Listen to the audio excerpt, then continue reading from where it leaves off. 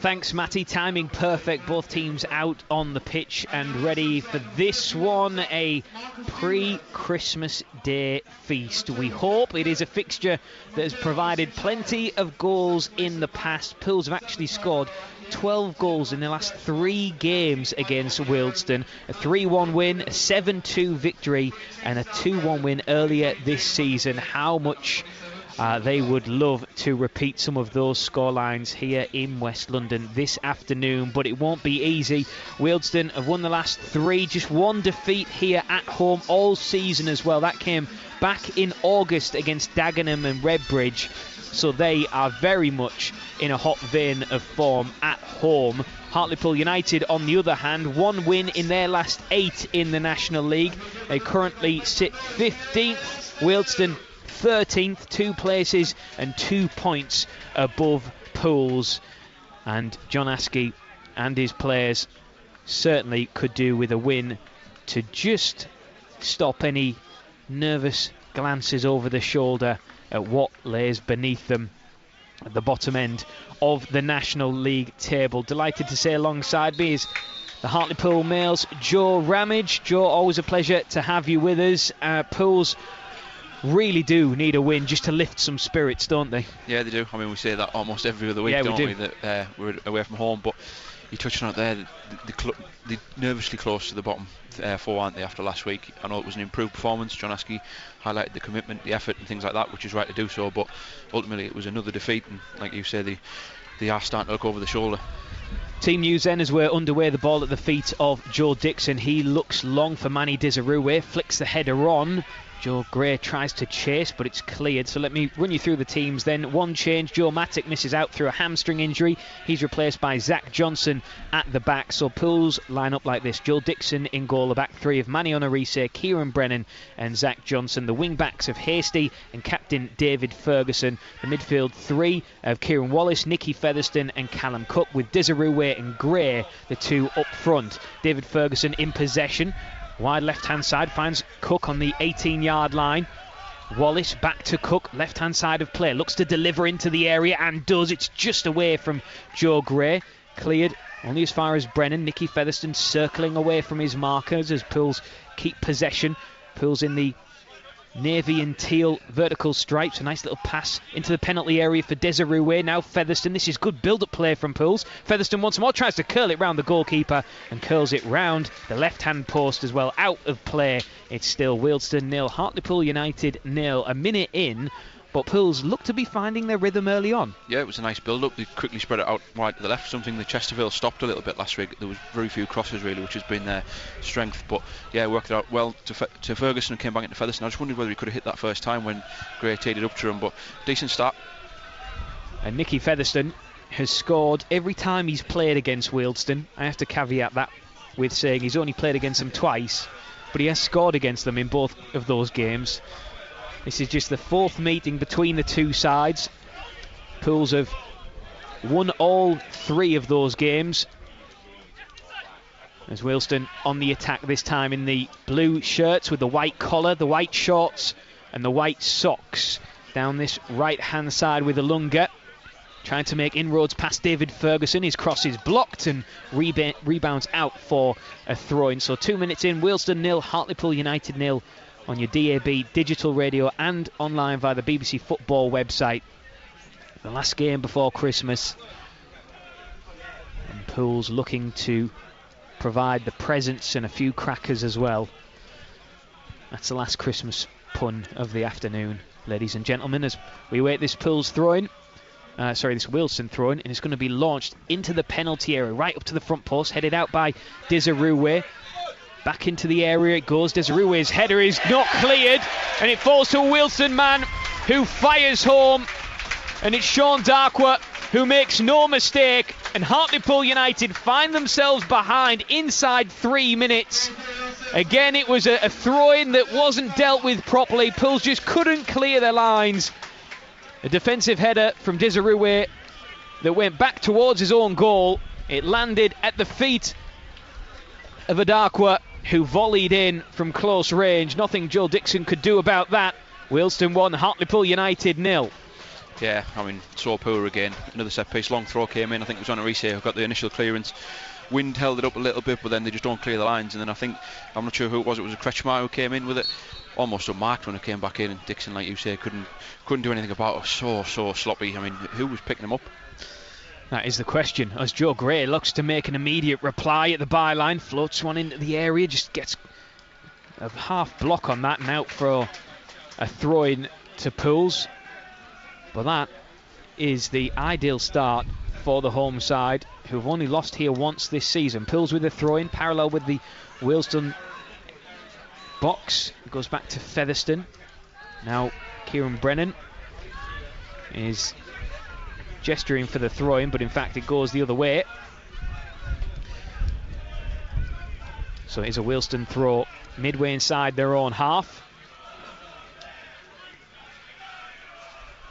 No, so frustrating that as well. It's similar to the last couple of games. Well, I was about to say, the amount of early goals that Pools have conceded in recent weeks is quite something. And Adakwa looking to make things worse for Wealdstone. A curling effort that's saved down low by Joel Dixon. It was a good shot. It was Brooklyn Alunga, I think, who made the effort. In fact, well, there's a number 12 on the pitch who isn't on the team sheet, so that's really helpful. But it was the number 12 who had the shot. Corner to Wealdstone as the wind starts to pick up again around Grosvenor. Alarakia to deliver this corner, the first one of the afternoon. Into the front post, flicked on and flicked goalwards, but just over the crossbar of Joel Dixon. And Hartlepool United just look so disjointed and shaky at the back. It's set pieces again. You know, I touched on it there before. They went to the corner. Early goals in both of them these last couple of weeks have been from set pieces, and even the one in the FA Trophy came from a free kick, didn't it? Chesterfield last week was the first corner. That a long throw in on the edge of the box. They just can't deal with it, and it's something that it's got to be a mentality thing now as well as an ability thing. Ball launched forward to Adakwa. Good build-up play once again. Abiro looking for the pass into the penalty area. Darkwa's shot is blocked and crowded out by Honorese as it deflects behind for another corner to the home side. So big save from Joel Dixon, denying Wealdstone a second. And here's a second corner in quick succession. An in-swinger, but doesn't even beat Nicky Featherstone on the byline. Joe Gray's dispossessed, and the ball back with Ashley Charles inside the Wealdstone half. And after what was a bright opening, 1 or 2 minutes, some nice build-up play and an early shot from Nicky Featherstone, the game has quickly swung in favour of Wealdstone. And that's what I mean. It's so easy to get in front against this Hartlepool team at the minute. It doesn't matter if they start the game well, if they don't. It's almost a case of the first time they come under any sort of pressure that they're wilting at the minute, and like I said, that's got to be a mentality thing as much as anything. As Pools look to build from the back, as Wallace finds Brennan stretching his legs wide on that right hand side, across the halfway line, still going is Brennan. He's ran almost the length of the pitch and then plays a through ball that just has too much on it towards Jake Hasty, and out for a goal kick. And you could see Hasty's frustration there as he turned on his heels and just gestured to Brennan. He wanted it, just felt more into his feet. There's a bit too much power on that from Brennan, and the chance goes begging.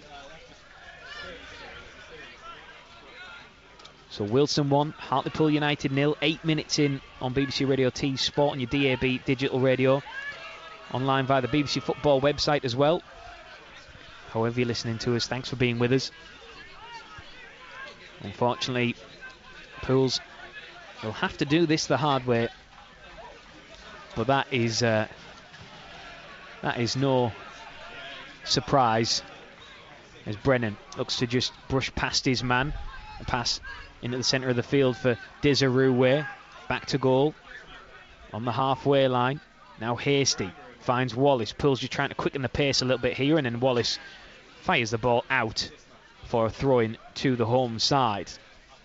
But just going back to that goal, Joe, as the ball's out of play, that chance on goal coming just from an aimless throw-in, really. Yeah, just a long throw. Like I said, it was cleared. I think it was on a reset and it got held up in the wind. But then when it comes back in, it's almost as though the defenders don't know who they're meant to be picking up, or the second phase of those set plays once they're coming out. It was the same with Chesterfield last week. I think Deasuri won the first contact from the corner, came out and the man was unmarked on the edge of the box and fired in. It was very similar to that. Got looped back in and then he's unmarked in the almost 6-yard box and puts it in easily. Pulls in possession just beyond the halfway line. Right down in front of us is Nicky Featherston. Finds Cook. Looks to combine with David Ferguson, who just gets the ball taken off his toes. Cleared up to the halfway line. Zach Johnson collects it once more. Now Wallace looking to find a way down that left towards Ferguson, who keeps hold of it. Goes back to Nicky Featherston. The ball just takes a touch off a Wealdstone defender. Goes out towards the byline. Cook is calling for it. And it's a throw to Pools. Captain Jack Cook just putting his body between man and ball there. There's a deep cross into the penalty area, comes in, flicked away. Abiro holding the ball up on the edge of his own penalty area. Needs a bit of help as he's in danger of being crowded out, but does well to find an out ball over to the left-hand side towards Alarakia, but Pools are able to regain possession. Zach Johnson at the base of the centre circle. Now Ferguson, the Pools captain, looking to lead by example as he drifts infield. Finds Featherston, the former Pools captain. Wallace now to Brennan once more, who's been involved a fair bit already in this game. Deep cross from Hasty towards Dizaruwe, but he was outnumbered. And Ferguson does well to just regain possession for John Askey's men. 10 minutes in, Pools trailing by a 1-0 at Wealdstone in the National League. And Joe Gray battling with his man on the byline as the ball goes out for a goal kick. And Dizaruwe just making the gesture there to his teammate in Kieran Brennan about exactly how and where he wants the ball, Joe. They haven't really been able to find him yet. No, it's been sluggish since the goal, hasn't it? It's interesting to look at the body language now, who's kind of taking the responsibility to try and pick them up and drag them out of this, and at the minute there hasn't really been much of that. First signs of frustration there from Deasuri as the ball's not come into him, and they need to get grip of this soon, because I mean it could have been 2-0 soon after the goal. Dixon with a good save, but they cannot let this game get away from them. Yeah, it was a good save from Joe Dixon. He might be called into action yet again as Wealdstone threatened to break on the edge of the area, but good defensive cover from Ferguson. Dizaruwe opens play up for Joe Gray, who crosses the halfway line. He's got Hasty to his right on the overlap, and he finds him now into his path. Hasty inside the area, chops it back. He's got options there if he needs him, but he's in danger of being crowded out, and is good defensive play by Wealdstone, who are able to get back quickly and in numbers to just smother the opportunities for Joe Gray. That's the problem with inverted wingers, because they're always trying to cut back in onto either the left side or the right side, depending on which wing they're playing on. And we see it with Hasty, he's very left-footed, isn't he? So every time he's trying to chop back in, and once defenders click onto that, it can sometimes be difficult for them to create any space. And we saw that there, crowded out. Throw-in taken by Ferguson, gets it back from Wallace. Oh, and Ferguson's giving it away to Adakwa, who's sprinting through, but he's got plenty of Pools players with him. He goes for the shot anyway and still finds the back of the net. Joel Dixon beaten at range by Sean Adakwa. It was Captain David Ferguson who gave the ball away. The space opened up for Adakwa. He still had a lot to do. Question marks over whether Dixon should have done better there. Down away to his left-hand side in the same corner he saved a few moments ago. But Wealdstone double their lead. We're only 12 minutes in. That is so poor. It came from Ferguson giving the ball away cheaply. There was no need for him to give it away there. And then Adak was just allowed to run from the halfway line unchallenged. There was 4 or 5 defenders there just backing off.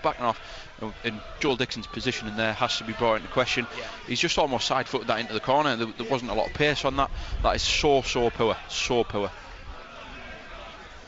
It was all too easy in so many ways, wasn't it? I mean, unchallenged, just allowed to run through on goal. there was plenty of bodies back to deal with it, but just nobody went to the man. Yeah, that's what I mean. And then also, like you say, and quite rightly so, the positioning of Joe Dixon, it was too easy. He passed it into the back of the net from range as Desirue fights for it on the edge of the area. Joe Gray twisting and turning on the edge of the box. Hasty overruns it. And Wealdstone look to break again. This could be a cricket score present. Wealdstone with a B-roll. Looks to chip the ball into the path of Alaraki, who keeps it in on the touchline. Running at his man, which is Brennan. Goes past him at the byline and runs the ball out of play. And it's a goal kick. Let's go over to Ray Simpson in the National League North. He's watching Darlington against Bishop Stortford. Ray. 12 minutes gone. It's Darlington 0, Bishop Stortford 1, and Bishop Stortford surprising the home side by taking the lead on 9 minutes. Just a long, hopeful ball forward, dropped behind the Darlington defence. Everybody seemed to hesitate, but Ryan Charles didn't. For the visitors, he ran on and he lobbed Tommy Taylor to put the visitors in front. Quakers not really been up the visitors' end yet.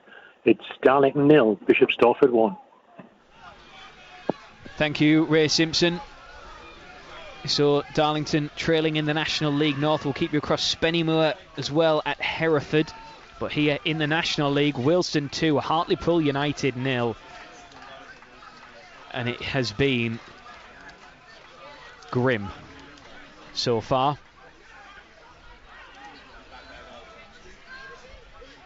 So many questions about this team defensively, as Manny Onarise just heads the ball straight into the turf there. Well, Pools trying to play out from the back. Joe Dixon goes long, looking for Desirue. Flicks on the header towards Joe Gray, who controls it well on his chest. Back to Desirue. Tries a 1-2 with Gray. Drifts out to the right-hand side. On his little back heels open space up for Hasty, who looks to drive into the box with purpose. But again, he runs into a dead end. And the blue shirts of Wealdstone are able to pick up possession. I said it before about looking at the body language, who's going to take responsibility, and at the minute not one of them has taken any responsibility. That goal there, like there was 4 of them I think tracking back, and none of them came out to confront Adakwa, and he's just allowed a side foot it into the corner. Honestly, that is as bad as it gets. That.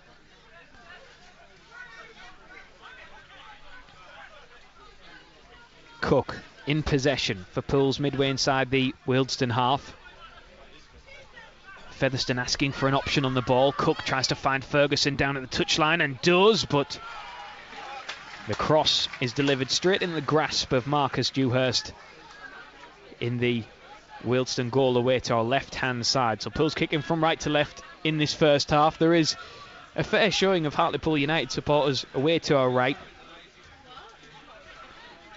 I suspect many of them are, at the minute, wishing they hadn't bothered, Joe. Because there hasn't been an awful lot to shout about. It's a long old trip we make at this time of the year as well, and you almost wish you could leave after 15 minutes the way this has gone. Throw into Pools on the halfway line. Zach Johnson gets it back from Cook. Johnson to Featherstone, a heavy touch, but he manages to keep hold of it. Space opens up a little bit for Kieran Wallace at the base of the centre circle. Out to the right hand side for Hasty, who is always positive when he gets the ball, but just that end product at the minute which seems to be lacking. Featherstone in the centre of the pitch, switches it out to this near side now. Ferguson stops the ball dead, tries to twist and jink his way past his man. He combines with Cook once more, but it's a misplaced pass, and Wealdstone clear up to the halfway line. Kieran Brennan intercepts. Tidy work from him to keep hold of that. And the Sunderland loanee Zach Johnson combining with the Sheffield Wednesday loanee and Kieran Brennan at the base of the Pools defence. Now Wallace lifts his head up. Pools are having plenty of possession, but as of yet haven't tested Dewhurst in the Wealdstone goal. But you get the impression that Wealdstone are happy for Pools to have it and try and catch them on the counter. Kieran Brennan, curling effort inside the area, headed up but not out. Desirue is going to fight for it. The goalkeeper comes out and punches it away. Flicked on header from Cook. Ferguson with the ball at his feet. Now Featherstone, infield to Cook, 25 yards out. Wallace out to the left once more for Ferguson. A low cross into the area, cleared by Cook. Obiro for Wealdstone. Working well in close quarters, Wealdstone. But Pools have it back with Wallace fighting for it right down in front of us. And the ball out for a Wealdstone throw. Well, approaching the 20-minute mark, Joe, what's your reading so far? After the first couple of minutes, it was a nice build-up, you know, quite lively. But then, as soon as the goals conceded, we've seen the heads go down here for me. In recent weeks where they've conceded, that hasn't been the case. Certainly last week, for example, they came out and gave a good account of themselves in the first half against Chesterfield, but they've buckled a little bit here for me. And yeah, this feels like a long way back, even at this early stage. And 9 minutes between the two goals as well. Just that it's the standard of them as well. Yeah, you're right. Not picking up the second phase of the set play from the throw-in, and then just allowing the Darkwood to run from halfway to the edge of the box unchallenged. You just can't do that. You can't do that at any level. Cook in the centre circle looks to try and feed the ball through to Desirue. A little flick with the outside of his heel means the ball is intercepted by Alarakia. Rolls his studs across the top of the ball. Looks to try and combine with the Darkwa, and Kieran Brennan's been caught in possession here. Alarakia having a go at him round the outside, but cleared by Pools and given away by Wealdstone. Featherstone now to Cook through the centre of the pitch as he tries to get away from Jack Cook, who as a centre back and the captain of the team has 4 goals in his last 4 games. That's not bad for a centre back, is it? Cheaply given away again there. It is. Wallace fighting for it and comes out on top. And that exchange, he finds Gray. Desirue calling for it, but the pass wasn't of the quality needed to find Hartlepool United's top goal scorer this season. So Wealdstone have it back inside their own half and play themselves out of danger. Very tidy indeed, but the space for Cook to run out of defence. And now David Ferguson looks to clear, but it's rebounded kindly at the byline and just runs out of play for a goal kick in the end. But Wealdstone just been invited to run on to Pools. You just talked about Cook there. He's ran from the right centre-back position almost to the edge of Hartlepool's own penalty area, unchallenged again. Well, Zach Johnson is down and in need of some treatment right on the byline, which might just give Pools an opportunity to, well, either gather themselves, shake the cobwebs off. They need to do something, because it's just not been acceptable, to be honest. Beyond that first 2 minutes where they knocked it around quite nicely, since the goal's gone in, it's been so bad. And you can see Manny Desirue in conversation with Kieran Wallace. There's David Ferguson going across as well to the Pools bench. But Zach Johnson, well, if the afternoon wasn't bad enough, Danny O'Connor, the Pools physio, has just made the signal that Zach Johnson will need to be brought off here. It looks to be an issue with his right knee. We are some distance away from it, so it's tricky to tell, but it looks to be his right knee. So Johnson is another one to add to the injury list, alongside Joe Mattock, who is missing through a hamstring problem. When your afternoon's going bad and then something like that happens, your luck really is out, Joe. Yeah, I mean, injuries have been a problem all season. You know, Joe Mattock, he's missing this afternoon as well. And then to lose another defender, that has been something that's happened all season. But at some point again, you've got to try and get on with that. Players have got to take responsibility and try and take opportunities well, and that hasn't happened today, and it hasn't happened all season. Well, if you're John Askey, what do you do now? Because you've got Kieran Burton, Brodie Patterson, Mitch Hancox as well. And the answer is, it's going to be Brodie Patterson. So I suspect that's going to be David Ferguson dropping in to the back 3, and Brodie Patterson coming out to this near side as the left wing back. Yeah, strange one, because we've seen David Ferguson drop in as that third centre back a few times over the course of the last 12 months or so. It hasn't been necessarily a position that has complimented him too much, especially when you've got Kieran Burton on the bench there as well. But at the same time, a young lad, do you throw him into a situation like what is sort of evolving here? Strange one. Wealdstone in possession, and look comfortable in possession as well. You can tell they've got so much confidence playing at home. One defeat all season as Adarkwa does well to keep the ball in. He's fighting with Onarise by the corner flag. Onarise trying to use his strength to win possession back, but it goes the way of Wealdstone, and it's a corner, which is they're trying to take quickly, Wealdstone, but instead they're going to take the time with it. Two stood over the ball from the corner flag. There is a mass of bodies at the back post. The corner comes in and is headed behind again by David Ferguson. Fourth corner of the game for Wealdstone. Key moments as well, because if it goes 3-0, you can almost think that would be game over even at this stage of the game. Yeah.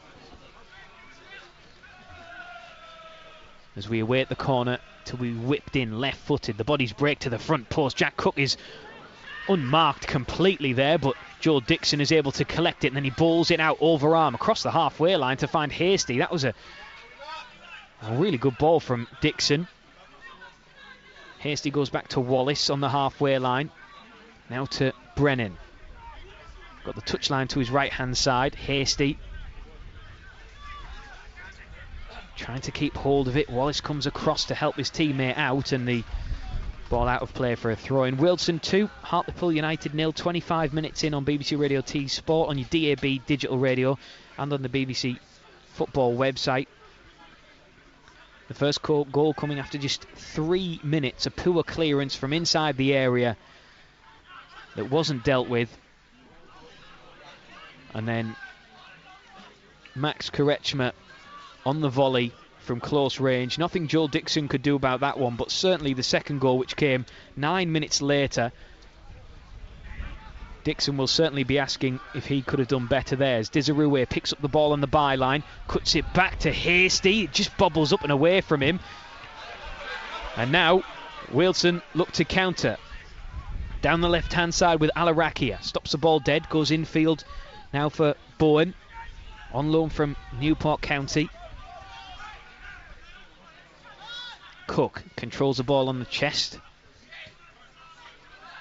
as they encroach over the halfway line. Now Ashley Charles playing as one of two defensive midfielders for Wealdstone this afternoon, and he's forced all the way back to his goalkeeper Marcus Dewhurst because of the watchful eye of Nicky Featherstone.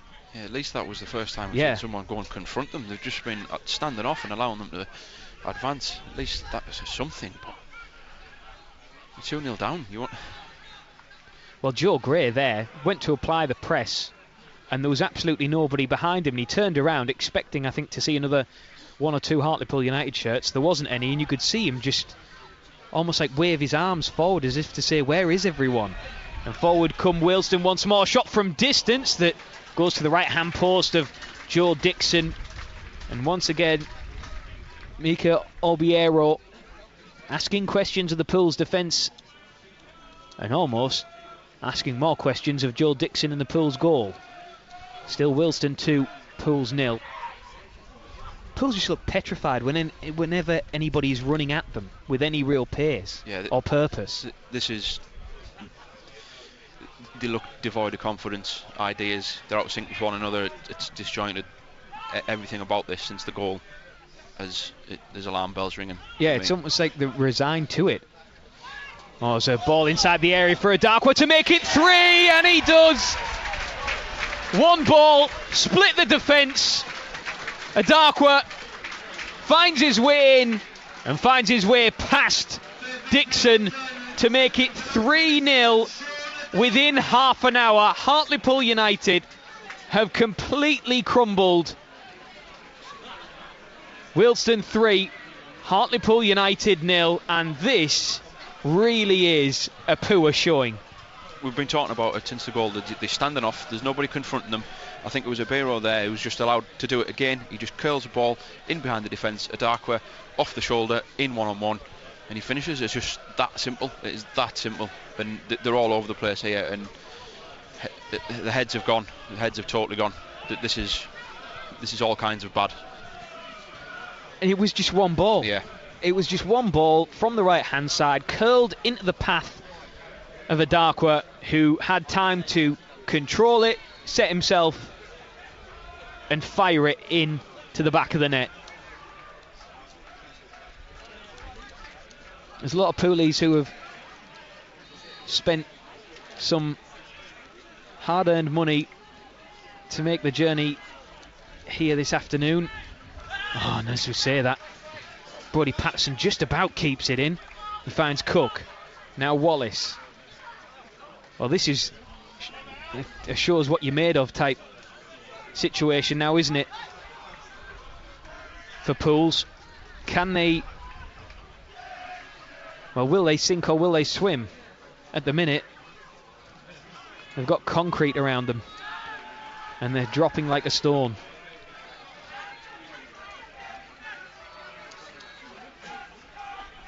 Wealdstone in possession.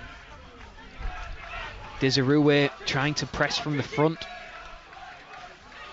Oh, and almost a mistake by Ashley Charles that would have opened up space for Joe Gray 20 yards out, but he just about sets himself in time. A through ball into the Pools half of play, which Joel Dixon will meet by the corner flag, and boom, clear. Hasty with a flicked on header, doesn't reach Desirue though, who tried to read what the Wealdstone defender was going to do,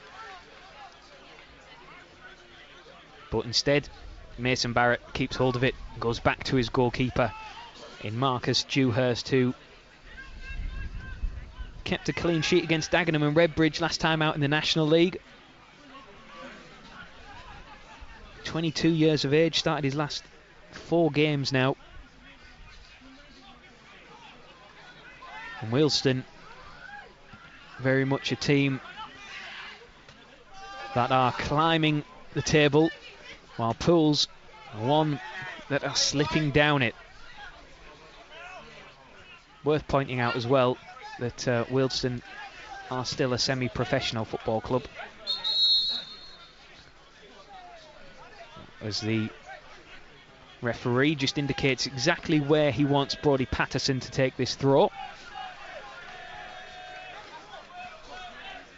Patterson in towards Cook, looks to find Patterson again, but the pass is poor from Cook and gives it away to Wealdstone, who clear, and it's again one ball long that is in danger of catching them out here. Abiro has out-muscled Brennan. Abiro tries to curl one, Joel Dixon drops it and manages to get it at the second attempt. But this is all too easy, and I'm really not trying to overstate the fact or whatever, but it is stark, isn't it? I mean, it is as plain as the nose on your face, Joe. I mean, that's just a simple ball over the top. It's just putting pressure on a defender where it should be getting dealt with. He's allowed the ball to bounce, and then he's under pressure, and yeah, it's just everything about this is just all too easy for Wealdstone at the minute. But even in the jostling for possession, you know, it doesn't take an awful lot to brush a Pools man off the ball. I mean, you see it there. Yeah. There's a ball gone into Cook, and Cook on the Wealdstone side, he's closed that down straight away. Whereas when Wealdstone are in possession, Hartlepool are standing off. Hasty, can he inject a little bit of life into this Pools display? And he wins a throw-in for his efforts. He had 2 blue shirts in front of him. So Pools with the throw-in parallel to the Wealdstone penalty area. And at the break, we'll have a full roundup of all the half-time scores with Matty Nixon. Get update as well from Ray Simpson, who's watching Darlington in the National League North this afternoon, as well as Spennymoor. Your featured commentary, as the ball drops out of play for a throw-in by the Wealdstone corner flag.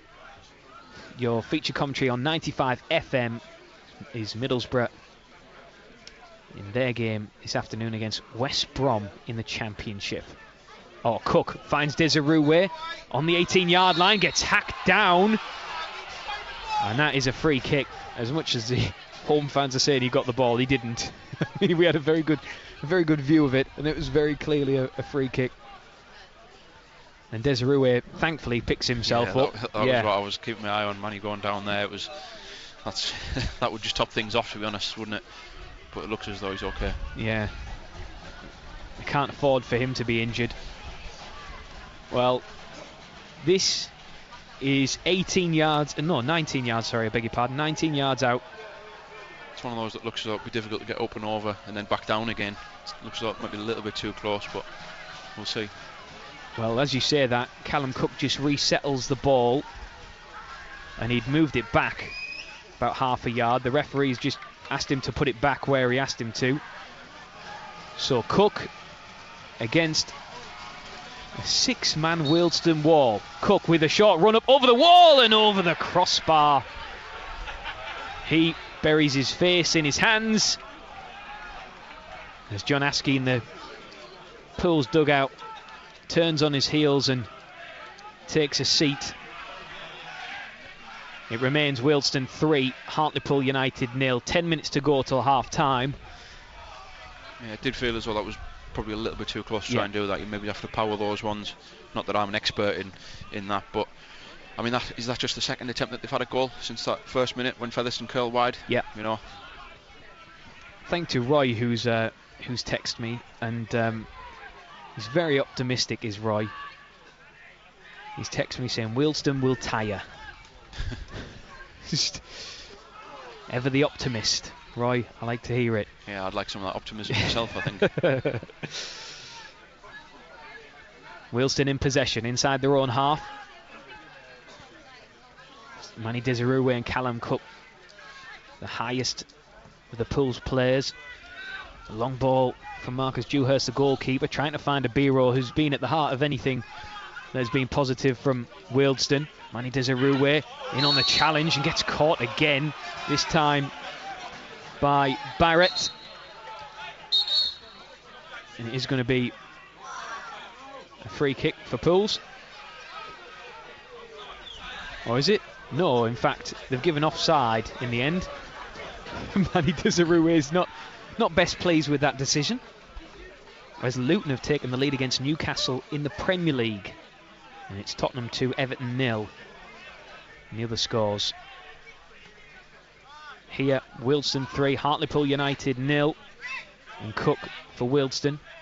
On this near side, infield now to Charles, who gets it back. And there's just no desire, apart from Manny Desiree, who is trying to apply a little bit of pressure. Apart from him and occasionally Joe Gray, yeah, the front three are doing little bits, but there's nothing then in behind. Yeah, you saw from Callum Cook there, he came out almost doing the job of two people's pressing. You can just see the frustration etched all over the faces. Cook into Featherstone. It's the cries of man on as he finds Ferguson. Ferguson lifts his head, looks to curl one in, but it's poor. It doesn't even beat the first man. Abiro comes out on top, and Jack Cook completes the clearance for Wealdstone on a reset. Just about clears his lines. Loose pass from Cook. Again, almost opens up space for Alarakia to run in, but Pools get it back. Featherstone clips one into the path of Brodie Patterson, but it skips up off the turf and out for a throw-in to the home side, away to our left, deep inside their own half of play. 37 minutes on the clock, Wealdstone 3, Hartlepool United 0.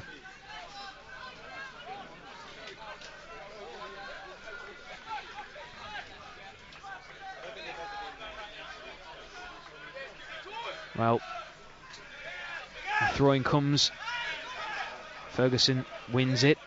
Featherstone fighting for it. Wallace in there as well. Pools trying to hunt in numbers to get the ball back, and they do with Hasty on the halfway line. Lifts his head, just adjusts his footing slightly. Back to Kieran Brennan, who switches the play. Brodie Patterson does well to keep it in. Cook controls it on his chest. Desiree is on the 18-yard line. Collects it now, tries to turn inside the area at the byline. The shot is crowded out. It rebounds wildly inside the box, and Jack Cook completes the clearance into the Pools' half of play. Was almost a good chance. Desiroué just couldn't pull the trigger quick enough, could he? Yeah, it was nicely into the feet of him, and then he turns his man, but like you say, he couldn't get the shot away. They need to do that more. It needs to be more into the feet of him. Like there, it was kind of, there's been a lot of aimless balls over the top. Needs to be a little bit more into the feet. Ashley Charles in possession for Wealdstone inside the centre circle, out to the left-hand side now. Looking for Mundell Smith. Oh, Joe Gray does well to win it and then draws the foul and wins the free kick just in front of the halfway line. Over on the far side in front of the two dugouts. John Askey with his hands thrust deep in his pockets, watching on, pointing the way forward, barking out some instructions from the technical area. Yeah, penny for his thoughts at the minute. Well, you read my mind.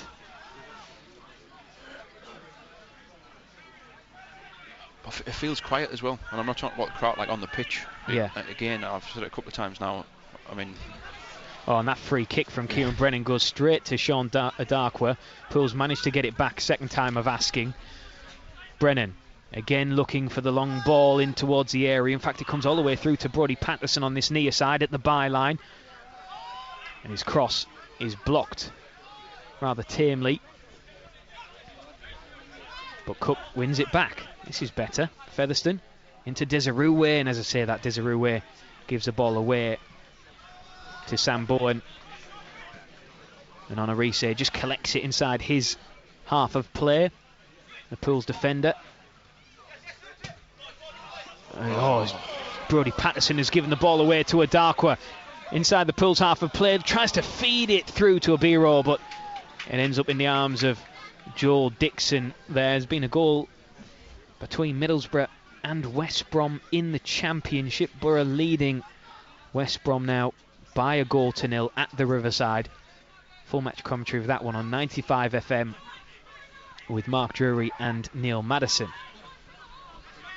Morgan Rogers with the goal there that separates the two sides. David Ferguson with a through ball looking for Cook.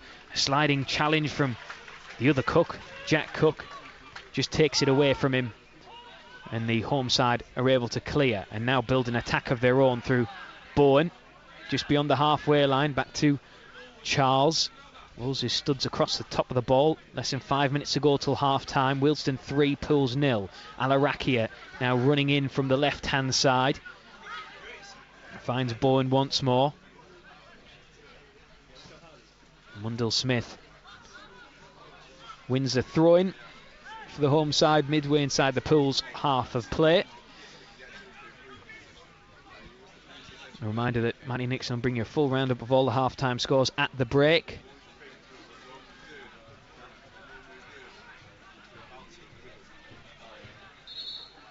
The referee Gareth Rhodes is being very particular over where Wealdstone take this throw-in from. Same sort of area on the opposite side from where the first goal came from, though, with the long throw coming in. It is. You're very right. And it's Brooklyn Alunga with the long throw, arching into the penalty area. Headed away. The volley comes in by Bowen. It's blocked. Was it blocked by a Pools hand? The referee says no. And instead, it's a goal kick. It was that second phase again, though, Rob. Yeah. You know, they won the first ball, and then it comes to someone who's unmarked on the edge of the area.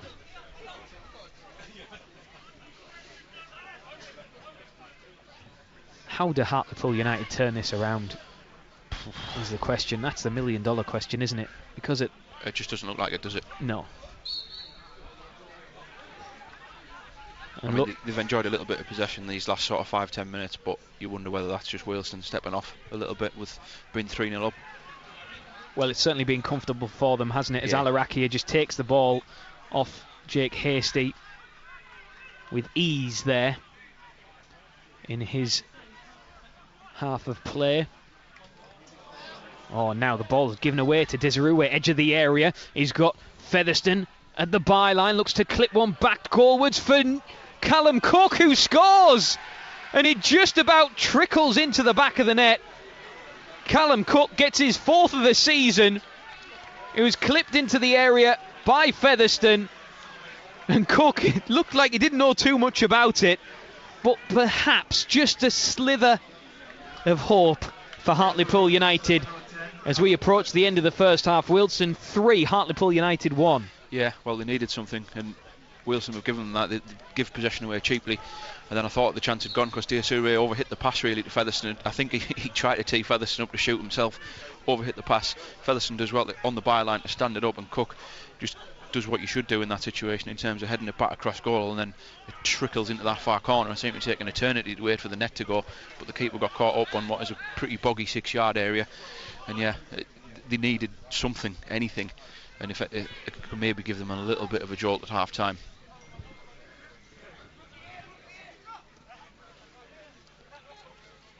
Well, Callum Cook, he seemed to shock himself with that, didn't he? It's almost like he didn't quite get the connection he wanted. He put it back across the goalkeeper. It went into the turf, and just, it's worth pointing out for those of you listening at home, the centre area of the 6-yard box from which Cook scored the header is a sand pit. It's like a children's playpen, isn't it? I mean, it really is. It's got so much sand in there. And perhaps just slowing the ball even more as it trickled goalwards. But you're right in your description. It took an age for that net to go, didn't it? Yeah, it's come at the time that they needed it. Like I say, they can get in at half time. 5 minutes there added on. Hopefully they can get in at half time at minimum at this scoreline, and they can try and regroup. There's Jake Hasty, just dispossessed. It comes out to Featherstone. Now Joe Gray pulls all of a sudden look interested. Hasty, right hand side of the penalty area, cuts it back to Desirue, lays it off for Joe Gray! Oh, it's in. It's in! And Gray gets one back! Another one back! And Hartlepool United have gone from 3-0 down, and it's now 3-2. A cross into the penalty area that wasn't dealt with by the home side. And Joe Gray, it was cushioned into his path, and he struck it with real venom past the goalkeeper, who could have done better. Didn't quite get the palm behind it to deflect it. It went into the back of the net, and Pools have yet a further lifeline. 3-2. I mean, where has that come from? Just you said it, just a little bit of something, a little bit of interest from them with that goal going in. They were quick on the press, got down the right, it came to Diasure, who does really well again there, to be honest, because he could have tried to snapshot out of frustration himself. He doesn't, tease it up to Gray, who has just enough power on to beat the keeper as he pushes it into the corner, and all of a sudden they've got a chance. Manny Desirue is involved again, causing chaos as Marcus Dewhurst comes out. Pools have a throw-in. Well, we say this fixture is always has plenty of goals. Desirue controls the ball on his chest, but he's offside. There's always plenty of goals in this fixture between these two teams, and it's proving the case yet again. Get an update from Ray Simpson at the break. Thanks to Roy, who's just texted me again saying, "I told you so." Yeah. Yes, Roy. I'm sure he'll remind me again if Pools end up turning this completely around as well. We're into stoppage time. 2.5 minutes left to play. And Brodie Patterson tries to play a through ball to Cook, just too much on that. Marcus Dewhurst can complete the clearance. And the offside flag is up for Sean Adakwa. So Pools have a free kick inside their own half. Well, Joe Gray has now levelled his best ever tally for a season. 4 goals. Oh, Manny Desirue wins the header on the edge of the area. It falls to Cook. Tries to find a way through. Wallace gives it to Featherstone. Gets it back. Featherstone inside the area. His shot is crowded out by Wealdstone. Only as far as Ferguson. Takes a ball in his stride. Delivers a good ball into the area. Oh, and the offside flag is up. Oh, it's actually a free kick for some pushing and shoving there by Hartlepool United's Manny Desirue, which just alleviates the pressure on the Wealdstone goal. And I bet John Askey and Pools as a whole, who I imagine when that stoppage time board went up, were probably begging for half time, and now wishing it was a little bit longer. Yeah, absolutely. I said when the 5 minutes went up, getting in at a minimum of 3-1, and then they've gone and got another one back, and you'd almost be just as frustrated at this as what you are at 3-0, because you think, well, where's this last couple of minutes been? There's an intensity, there's a bit of urgency there. They're shown for each other, the out pressing here. Where has this been for 40 minutes of this game? And, such a strange game. At times it looked a long way back, but all of a sudden the picture is very different now. It's 3-2. Poole still trailing, but they look to be the team in the ascendancy. And all of a sudden Wealdstone have been looking nervy at the back whenever Pools have managed to deliver balls into the box. Korechma on the halfway line for Wealdstone. Little dink with the outside of his boot, looking for a Darkwa down that left-hand side, who manages to get there in front of Kieran Brennan. Twisting, turning, ends up on all fours, resets himself onto his feet. Alarakia stands the ball up, wide left-hand side, running at Hasty, trying to brush past him. Hasty stays with him. Alarakia gets across away, but it's deep and out for a goal kick. Into the final 20 seconds, the 5 minutes of added on time at the end of this first half.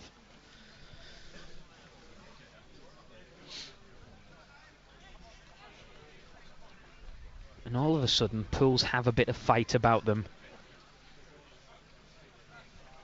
When at times it really looked powder puff, didn't it? Yeah, we've been questioning the body language, the mentality here, but then they've come up and these last 5 or 10 minutes they've shown it again. It's so frustrating, because where is it for a full game? The half-time whistle goes. At the break, Wealdstone 3, Hartlepool United 2. Wealdstone were 3-0 up inside 28 minutes and were fully deserving of that lead. Pools with so many mistakes defensively. The first coming after 3 minutes, a poor clearance that fell to Max Kretsmer inside the area, whose volley at close range rifled past Joel Dixon. Then just 9 minutes later, again Pools just one poor pass back from David Ferguson, gives it away to Sean Adarkwa, who was able to just saunter about 20-30 yards into the Pools half uncontested, and just side-footed it from distance past Joel Dixon. Some serious question marks over his positioning for that goal. And then the afternoon got even worse for Pools as Abiro, one ball curling from the right-hand side into the path of Sean Adarkwa, who was able to control it inside the area, set himself, and again fire past Joel Dixon to make it 3-0. And then all sorts of questions about Pools' lack of fight and belief in possession were turned on its head when on 43 minutes Manny Dizaruwe found Nicky Featherstone at the byline, floated across into the penalty area to find Callum Cook at the back post, whose header into the turf trickled painfully past Marcus Dewhurst to give Pools a little bit of hope, and that hope was emboldened just 3 minutes later when Manny Dizaruwe, pressing up the top end of the pitch, won the ball, laid it off to Joe Gray on the edge of the area, who was able to lash it past Marcus Dewhurst in the Wealdstone goal. And at half-time, Pools do have a little bit of hope when at times there was very little. Wealdstone 3, Hartlepool United 2. Joe, your thoughts? Yeah, I mean, it's difficult to sum up. For 30-35 minutes, that was the kind of performance that would get a manager a sack, to be perfectly honest. I don't think you can argue otherwise. It was disgraceful. They look as though they'd completely gone under and folded. But then Wealdstone have taken the foot off the gas a little bit. They give Hartlepool a little bit of a helping hand in terms of giving the ball away, but then credit to Hartlepool, they've gone and scored twice in the space of 2 minutes, and out of nowhere they've given themselves a chance in this game. I imagine John Askey will still be furious in there, because for the majority of the half it has not been good enough, and yet they've got an opportunity now to kick on if they can produce some of the stuff that we've seen in recent weeks, in terms of, if you think of the York game and spells of the Kidderminster game and the first half last week, they can kick on and maybe get a result out of this when it seems so unlikely. But yeah, such a frustrating half, because where is it? Where's the consistency? If you can do that for 5 or 10 minutes at the end of a half here or there, why can't you do it across a full half or then a full game? So yeah, I imagine he's very frustrated in there, very angry, but they've got a chance, which is all you could have asked for certainly half an hour ago.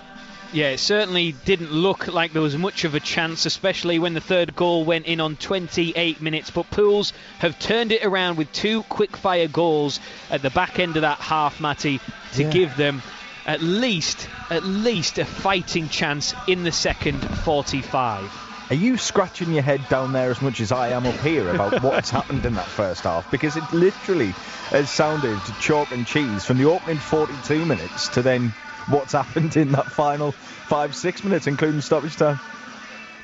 Yeah, absolutely. I mean, we were almost writing their obituary, weren't we, at times in that first half, and rightly so, because they were so poor. And the defensive mistakes, the fact that Pools have got 2 goals back, it doesn't change the fact that the goals that they've conceded this afternoon have been so poor from a defensive standpoint for a professional football team. Just one ball that split the defence, back passes that have gone to opposition players and they've scored from, not clearing the lines, in which Wealdstone have scored from as well. But in a game of football, and you'll know this as well, Matty, it only takes one challenge, it only takes one moment for momentum to swing, and that seemed to happen just before Callum Cook got that goal in the build-up to the play. They won a challenge, they got the ball back high up the pitch, and all of a sudden they just looked to be a little bit of endeavour, a little bit of a spring in their step. They scored. Callum Cook almost looked surprised himself when the ball went into the back of the net. It was almost a delayed reaction, a delayed celebration when it eventually did cross the line. And then, again, 3 minutes later, Manny Desirue winning possession high up the pitch. And you could see it was as if somebody just lit the blue touch paper underneath them, and they all of a sudden thought, oh, hang on a minute, we could be in here. And they were, and they scored from that. So I suspect in the dressing room at half-time, they'll be thinking this game is here for us if we can really put them to the sword in the second half. But as with everything, and as with Pools this season, they have to shore up defensively, because otherwise, Wealdstone will get chances in the second half with the way that they throw bodies forward and the way that they attack.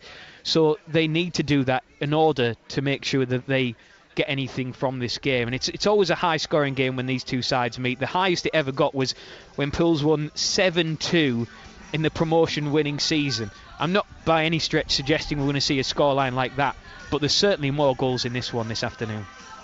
Well, let's hope for a Pools, That's Rob and Joe. Thank you very much to both of them. They'll head off now and get a half-time cuppa. Rob Law and Joe Ramage of the Hartlepool Mail. But yeah, what a half of football. A crazy one. It was looking so poor for Pools up until about 3 minutes before half-time, and then it's all kind of been pulled back, and let's hope they can make something of it in the second half, Well, I'll have the goals from that first half and the scores from up and down the country for you after this. BBC Radio T's Breakfast with Amy Oakton. Weekday mornings from 6. What has to feature on your Christmas dinner plate? A Yorkshire pudding just finishes the day off. Everybody likes pigs in blankets. Everybody likes stuffing. Have you ever married the two? Stuffing wrapped in bacon. So get sausage meat and then make little sausage meat patties. Oh, lovely. For me, brown sauce. Brown sauce? Oh, yes. It covers a multitude of sins. Mind you, with your pigs in blankets, it's going to go well. I don't know, that might be a game changer. Might try that. Changed your life. BBC Radio T's Breakfast with Amy Oakton. Weekday mornings from 6. Proud to follow Hartlepool United. BBC Radio T's Sport. Yes, and half-time down at Wealdstone, and it's been a pretty strange first half. Pools looked all at sea up until 42 minutes in, but they found a route back into it. Into the penalty area, right up to the front post, headed out by Desirue. Back into the area it goes. Desirue's header is not cleared, and it falls to a Wealdstone man who fires home, and it's Sean Darkwa who makes no mistake, and Hartlepool United find themselves behind inside 3 minutes. Again, it was a throw-in that wasn't dealt with properly. Pools just couldn't clear their lines.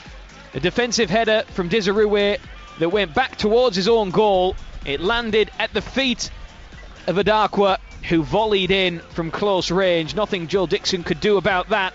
Wealdstone 1, Hartlepool United 0. Ferguson's giving it away to Adakwa, who's sprinting through, but he's got plenty of Pools players with him. He goes for the shot anyway and still finds the back of the net. Joel Dixon beaten at range by Sean Adakwa. It was Captain David Ferguson who gave the ball away. The space opened up for Adakwa. He still had a lot to do. Question marks over whether Dixon should have done better there. Down away to his left-hand side in the same corner he saved a few moments ago. But Wealdstone double their lead. We're only 12 minutes in. Oh, there's a ball inside the area for Adakwa to make it 3, and he does. One ball, split the defence. Adakwa finds his way in and finds his way past Dixon to make it 3-0 within half an hour. Hartlepool United have completely crumbled. Wealdstone 3, Hartlepool United 0, and this really is a poor showing. Oh, now the ball is given away to Desirue, edge of the area. He's got Featherstone at the byline, looks to clip one back goalwards for Callum Cook, who scores, and it just about trickles into the back of the net. Callum Cook gets his 4th of the season. It was clipped into the area by Featherstone, and Cook, it looked like he didn't know too much about it, but perhaps just a slither of hope for Hartlepool United as we approach the end of the first half. Wealdstone 3, Hartlepool United 1. Now Joe Gray pulls all of a sudden look interested. Hasty, right hand side of the penalty area, cuts it back to Desirue, lays it off for Joe Gray. Oh, it's in. It's in, and Gray gets one back, another one back, and Hartlepool United have gone from 3-0 down, and it's now 3-2. Across into the penalty area that wasn't dealt with by the home side, and Joe Gray, it was cushioned into his path, and he struck it with real venom past the goalkeeper, who could have done better. Didn't quite get the palm behind it to deflect it. It went into the back of the net, and Pools have yet a further lifeline. 3-2. Yeah, so that's how it stayed at the break. Pools back in it, 3-2 down at Wealdstone at the break after being 3-0 down with over 40 minutes on the clock. Elsewhere in the National League this afternoon then at half-time, it's AFC Fylde 0, Dagenham and Redbridge 1, Barnet 3, Borehamwood 0, Chesterfield 1, Aldershot 1, Eastleigh 1, Dorking 0, Halifax 2, Rochdale 1, Kidderminster 1, Southend 2, Oldham, who Pools take on Boxing Day and the 30th. A 1-0 up at home to Gateshead. It's Oxford City 0, Solihull Moors 0, Woking 0, Maidenhead 0, York 1, Ebbsfleet 0, and Bromley against Altrincham is a 5:30 kickoff. Into the Premier League then, the early kickoff finished West Ham 2, Manchester United 0. Half time in the 3 o'clocks, it is Fulham 0, Burnley 0, Luton 1, Newcastle 0, Nottingham Forest 0, Bournemouth 0, Tottenham 2, Everton 0, and Liverpool against Arsenal is your 5:30 kickoff. The early kickoff in the Championship finished Leeds United 4, Ipswich Town 0. Half-time elsewhere, it's Blackburn 1, Watford 0, Leicester 0, Rotherham 0, Middlesbrough 1, West Brom 0 over on 95 FM. Morgan Rogers giving Michael Carrick's side the lead at the Riverside. Elsewhere, half-times, Norwich 0, Huddersfield 0, Plymouth 1, Birmingham 2, QPR 0, Southampton 1, Sheffield Wednesday 1, Cardiff 0, Stoke 0, Millwall 0, Sunderland 0, Coventry 1. Into League One then, Barnsley 1, Stevenage 1 at half-time. Elsewhere, it's Blackpool 1, Bristol Rovers 1, Bolton 3, Leyton Orient 0, Carlisle 0, Cheltenham 1, Charlton 1, Burton Albion 0, Northampton 0, Oxford United 0, Portsmouth 1, Fleetwood 0, Reading 1, Wigan 0, Shrewsbury 0, Peterborough 0, and finally Wickham 0, Port Vale 0. Into League 2 then, your half-times, Accrington 1, Walsall 1, Grimsby 0, Harrogate 1, MK Dons 1-0 up at Morecambe. It's Sutton United 0, Mansfield Town 1, Tranmere 0, Swindon 1, and finally Wrexham 0, Newport County 0. We're as passionate as you are. BBC Radio T's Sport.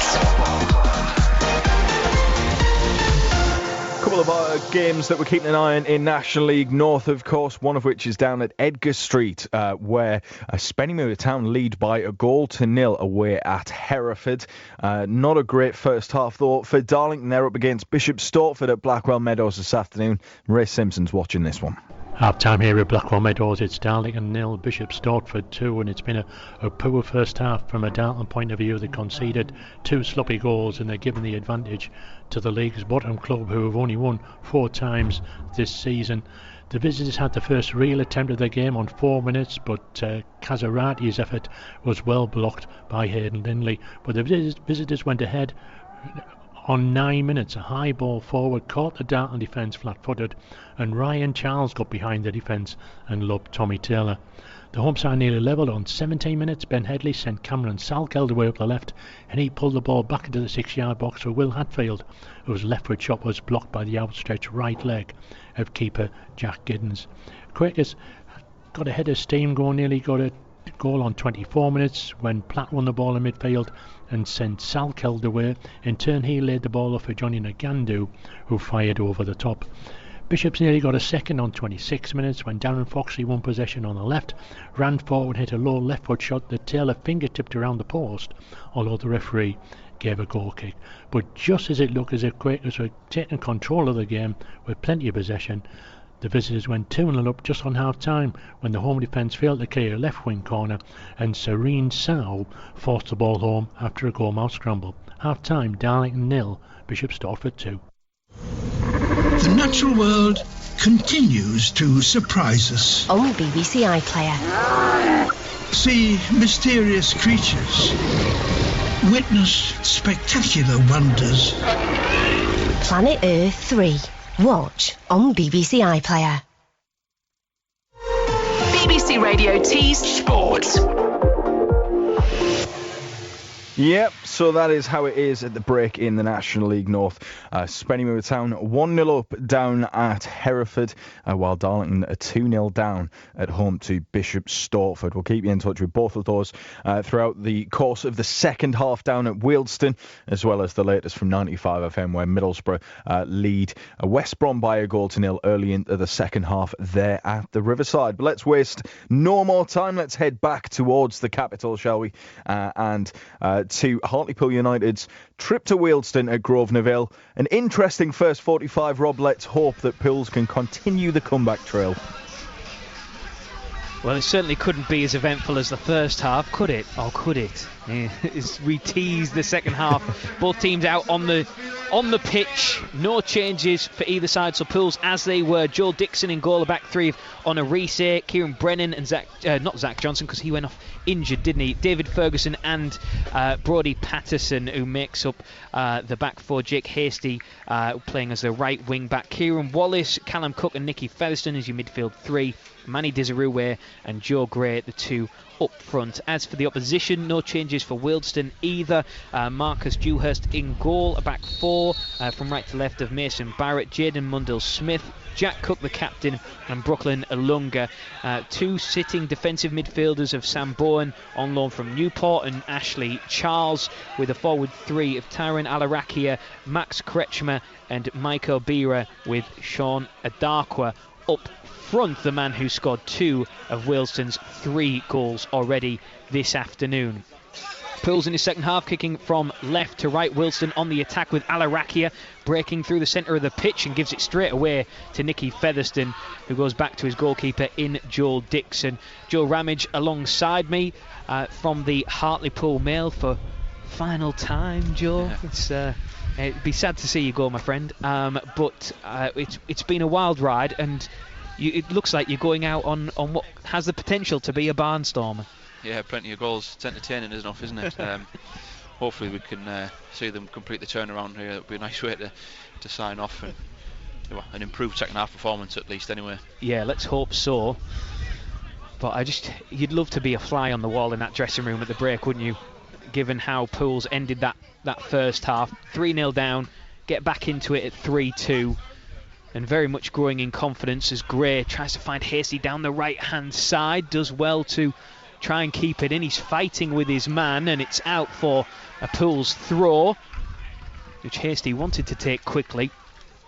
but is now going to leave it for Kieran Brennan, so it's just short of the penalty area way to our right hand side.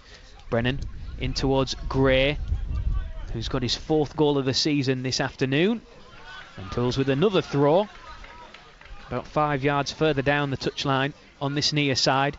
Pools kicking from left to right in this second half. Wealdstone 3, Pools 2 as it stands.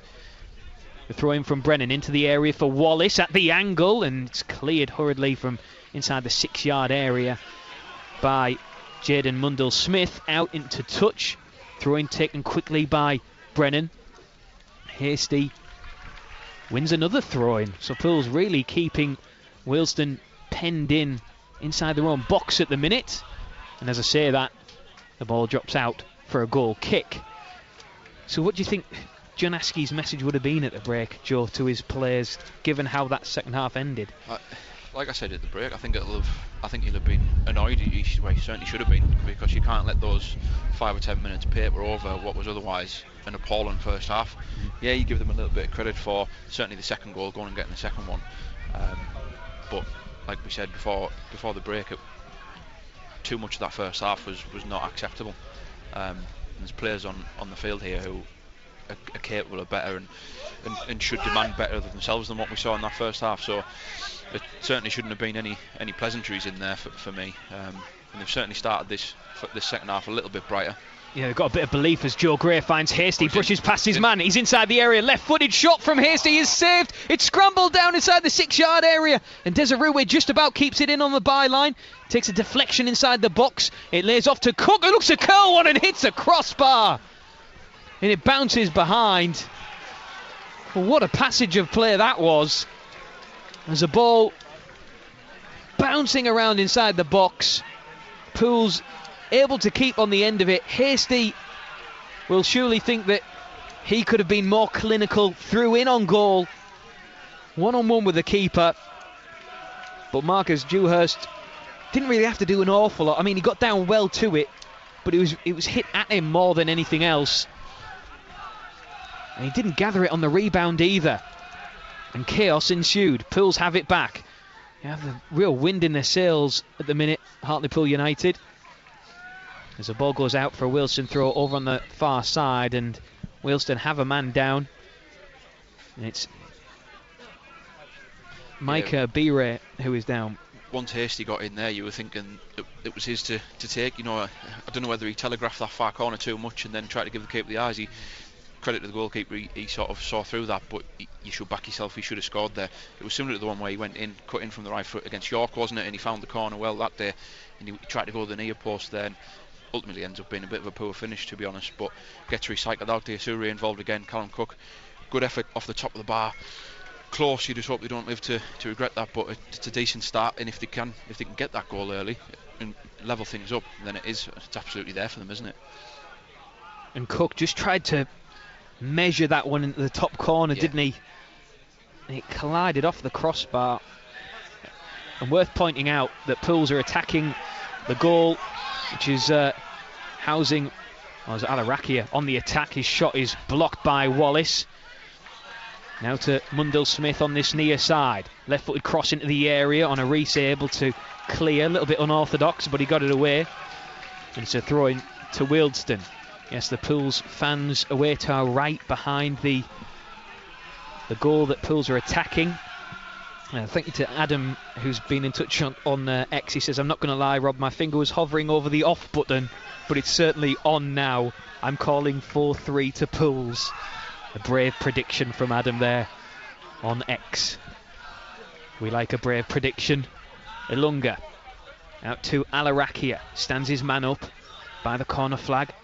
Tries to twist and turn past Hasty, but Hasty does well to just stay with him. Alarakia gets across away to the back post, and Dixon gathers it and balls it out overarm to Cook. Just gets the ball stuck to him a little bit there, Cook, and slows down that attack.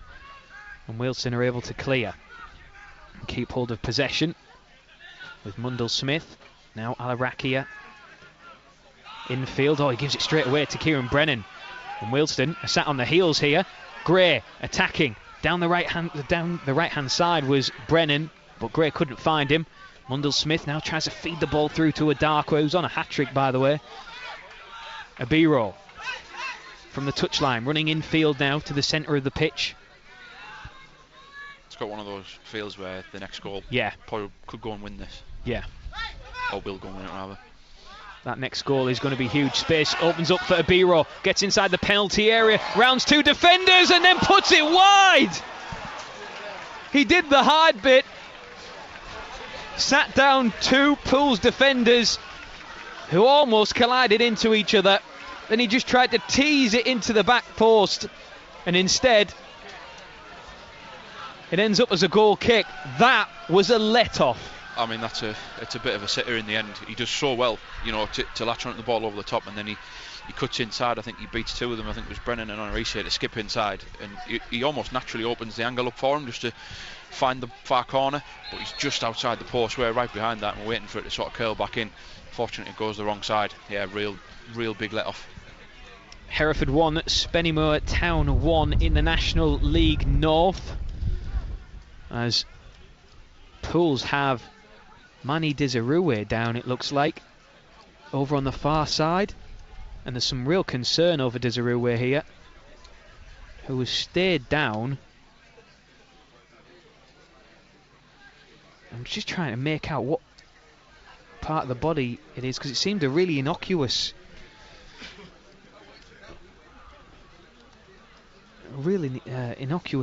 problem or knock that he took. But he's down over on the far side and getting some treatment from the physio. Meanwhile, both sets of players are over at their respective benches. 53 minutes on the clock. Wealdstone 3, Hartlepool United 2 on BBC Radio T Sport, on your DAB digital radio, and online via the BBC Football website. Whichever way you're listening to us this afternoon, thank you for being with us. It has been an entertaining game, probably for all the wrong reasons, but now for all the right reasons. There is a real feel that, as Joe Ramage described from the Hartlepool Mail, the next goal is going to be vital to this game. If Pools get the equaliser, the momentum is with them. If Wealdstone, the home side, get it, then they will feel surely that they can do enough to see it out. Manny Desirue is still down, getting treatment. I think they're trying to give him the best possible chance to get up and continue here, but he is getting a real look over from Danny O'Connor, the physio. Both sets of players have now broken away from their respective benches. Desirue is up on his feet. And he's walking very heavily indeed. And it would, everybody, you can almost hear everybody in Hartlepool holding their breath, can't you? Yeah, he is vital to them. 15 goals is it this season. You can't afford to not have someone like that in your team. So yeah, fingers crossed he can run that off. Yeah, he's just trying to jog it off on the halfway line. You can see him almost testing it out. It looks to be his ankle. I just wonder whether that's a little bit of an after effect after the free kick in the first half, because he took a little bit of time to shake that off as well, didn't he? Yeah, he's been in the wars, hasn't he? He's had a few knocks this afternoon. Well, I think that Josh Shimura going to... Yeah, I think Desirue is going to be pulled here and perhaps saved from himself. He was trying to jog up and down the touchline over on the far side to see if he could shake off whatever the problem was, and it seems like Pools are going to be without Manny Desirue. The question is for how long. Josh O'Meara is preparing to enter the field, a man who could certainly do with a goal or two to just reignite his goal scoring form of last season. Just one to his name for Josh O'Meara. It's his longest spell without a goal since he was at Torquay back in 2020. Be a good place to come on and do it. Obviously he scored quite a few here, didn't he? Absolutely. Now Mundell-Smith, as we're back underway for Wealdstone. Encroaching into the Pools half of play, Alarakia, centre of the field, looking for an option wide on the right-hand side. Wealdstone on the attack towards the byline, and the cross is deflected behind for a corner. Wealdstone get their 5th corner of the afternoon, while Pools make their 2nd change. Manny Desiruwe goes off, and Josh O'Meara comes on to replace him.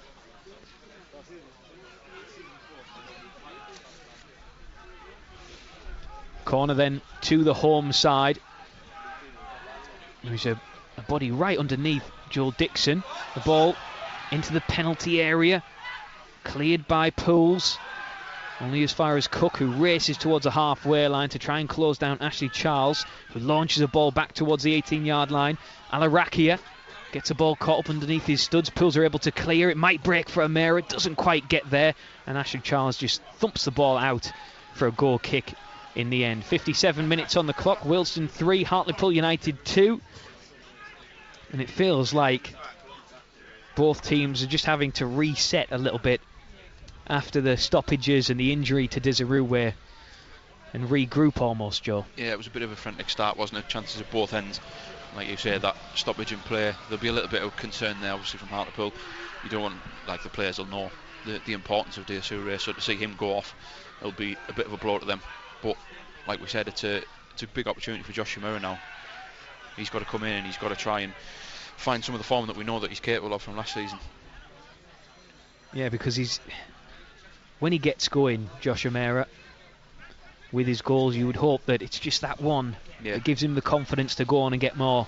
It's a strange one, because in the summer when they kept hold of him, you were thinking that was such a big bit of business from them, and the thought of them two linking up, it seemed like it would be a good match, but that hasn't been the case. And when O'Meara's come in, because you can't dislodge Desiruwe really as a lone striker, when he's come in, it just hasn't quite worked for him. There's been a couple of little injuries and some suspension and discipline issues, isn't there, as well, like bookings, red cards, things like that. But yeah, he needs to try and rekindle some of the form that we saw in the first half of last season in particular.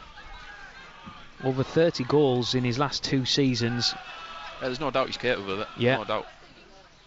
And against his former side, I'm sure he'd love to get back on the score sheet this afternoon. As Josh O'Meara wins it on the edge of the area, still fighting for it, lays it off for Cook, who tries to round the keeper. It's cleared off the line by Wealdstone. A sliding challenge that comes in to deny Pools an equalising goal. But O'Meara fighting with his man on the 18-yard line, winning the ball. How much he knew of his pass into Cook, I don't know, but Cook tried to round the keeper and again just pass it into the back of the net, but the covering defender was able to keep it out. It's a corner to Pools, their first corner of the game. It swings in right on top of the keeper and ends up over the crossbar and out for a goal kick. I just wonder whether there was anything in the challenge on O'Meara on the edge of the box there. He sort of robbed the defender and then went down, but almost a little bit too honest, trying to get a shot at goal, and then he probably does the right thing to spread one further to Cook, and he's a little bit unlucky. I think it was a Lunga on the line who clears it. I mean, it was a brilliant block, wasn't it, on the line? Yeah. That covering run.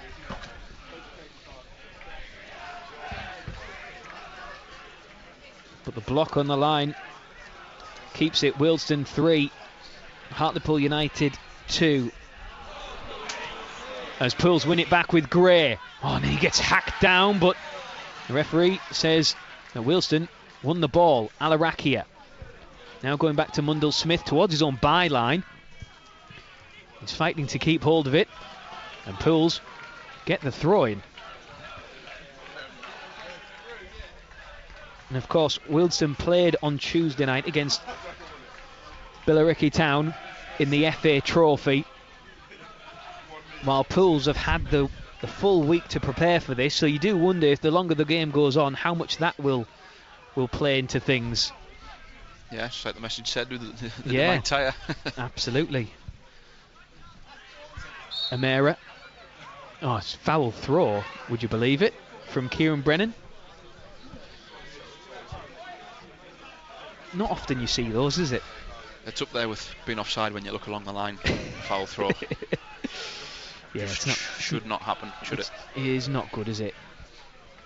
You don't need that. Well, it's all to play for here in West London. 61 minutes on the clock. BBC Radio T Sport on your DAB digital radio and online via the BBC Football website. Wealdstone with the throw in parallel to the Pools penalty area. On a Reese, wins it back and then clears it up towards Gray, who collides with his man in midair. Ball falls kindly to Alarakia. Now Kretschmer. Adakwa lays it off to Bowen, looks to hit it from distance and does. It's spilled initially by Dixon, gathers it at the second attempt. But Bowen once again testing Dixon from distance. Done that a few times this afternoon. Yeah, well, you probably would. You'd look to do that. Dixon's been shaky, hasn't he? There's a couple that he's had to gather at the second attempt, and obviously the goal as well. We've already mentioned that the sort of 6-yard box down that end as well. If you catch one where it zips off there in front of him. So Wealdstone fans, you can hear as Nicky Featherstone does well to win it. He finds Wallace, pulls inside their own half though, forced back to Dixon. The wind really swirling around the ground at the minute, which I do wonder if that is having an effect on the conditions on the pitch and how the ball is moving. Oh, so Wealdstone overplay it and put it out for a Pools throw-in. And all of a sudden, as Hartlepool United race to take this throw-in, John Askey's men look like they've still got plenty of energy in those legs. Joe Gray fighting for it, almost gets the shirt ripped off his back, but he keeps hold of it. Gray out to the right-hand side for Hasty, skipping infield from the touchline. Now Featherstone. A little bit of space to operate. He finds Wallace inside the centre circle. Looks to feed a ball into O'Meara. He tries to flick it one way and run the other way around his marker.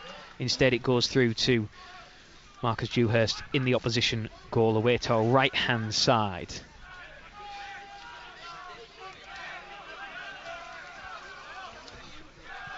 Well, Joe, you mentioned the end of the first half. You know, that opening half an hour when Pools were 3-0 down.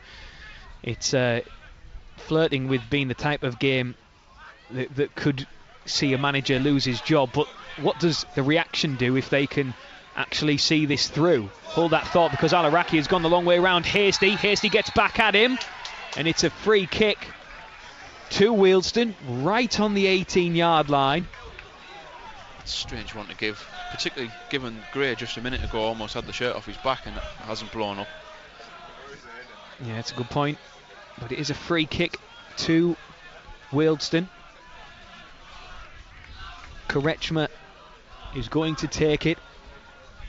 Sam Bourne is there as well. It's a 2-man Pools wall. Bourne leaves it for Kretschmer, who's already got one this afternoon. Oh, now it's just a 1-man Pools wall. I'm surprised at that. I was going to say it could have done with another man in there. It curls in to right on top of Dixon, who gets there, but only just.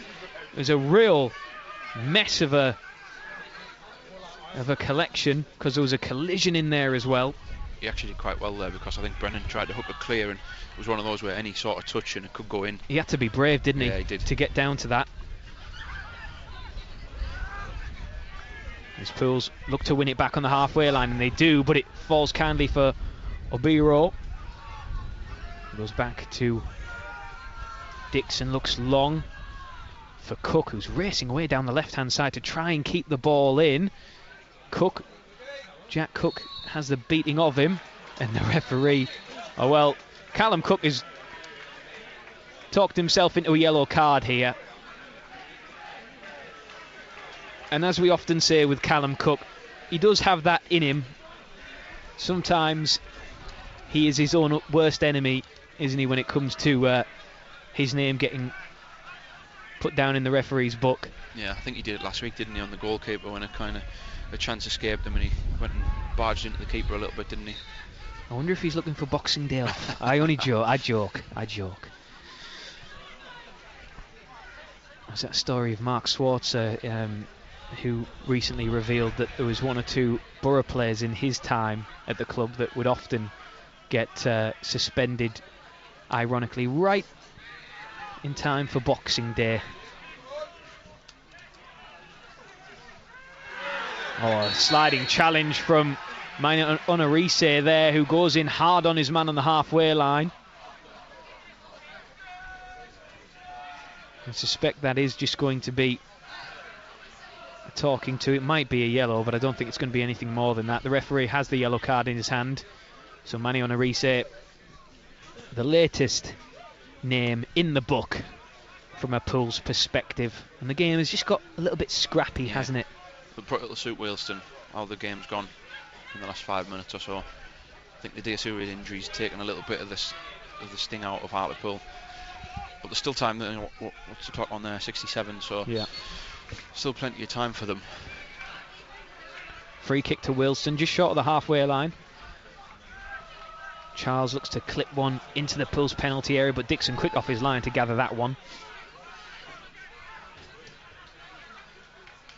Dixon with the ball at his feet, dressed all in yellow. The floodlights beaming down onto the pitch, casting shadows on it as we enter the final. Just over 20 minutes left to play in this second half. And it's a throw-in to the home side, away to our right. Deep inside their own half. Alarakia gets caught in possession. Hasty wins it, circles back on himself. Joe Gray's there if he needs him. He's got two men in front of him. Hasty keeps going, lays it off for Joe Gray. Tries to find a way through into the penalty area. It falls for Featherstone. Inside the box, O'Meara wriggles free, puts it back across the face of goal, and it's launched clear by Sam Bowen and into touch for a Pool's throw-in. Does everything right there, Josh O'Meara. Yeah. Beats his man to the byline, cuts it back, there's a bit of pace on it. Just needs somebody there to touch it in, really. It was good defending as well. Just needs someone to gamble on that a little bit. You feel there's more goals in this, don't you? Yeah, it does look that way. There's Darkwa leaps over a sliding challenge from Onarise, but Pools and David Ferguson back to just sweep up the danger and launch an attack of their own up towards O'Meara. Doesn't quite reach him. Joe Gray tries to win it in the air. Neither team can get the ball down at the minute, as Bowen eventually collects it and plucks it from the night sky for the blue shirts of Wealdstone. Alarakia drifting in from the left. Back to the halfway line for Charles, who finds a good pass out to Ilongo, who's then dispossessed, and Pools look to attack. This is tit for tat now, isn't it? It really is end to end, and Brodie Patterson finds Callum Cook on the line. He goes down the line to Patterson once more, tries to deliver into the box as Brodie's arriving at the back post. It hangs up in the air. Wealdstone can't quite get it away. They eventually do with Alarakia, who finds a B-roll. It's so open at times, isn't it?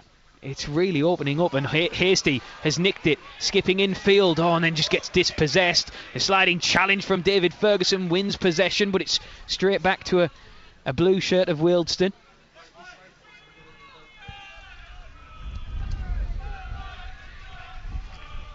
Wealdstone go long as the wind again howls around Grosvenor Vale. Abiro running at his man, twisting, turning, tries to get the angle and then pulls it just short the right hand post of Joel Dixon. He's been a constant thorn in the side. Change for the home side. Max Korechma going off.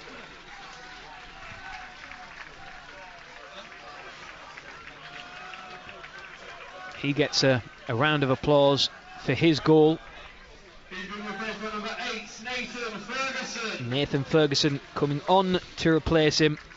So Max Korechma getting just his second goal of the season. Nathan Ferguson coming on to replace him.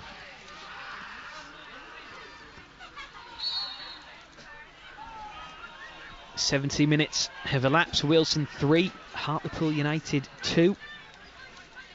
Don't forget, on the full-time whistle, your chance to have your say on BBC Radio Tees Sport between 5 and 6. All the post-match reaction as well to come.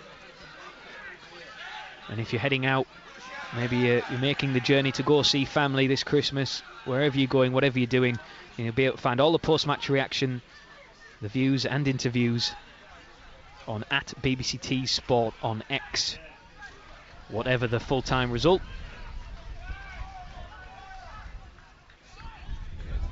Throw into Wealdstone, just underneath one of the makeshift floodlights.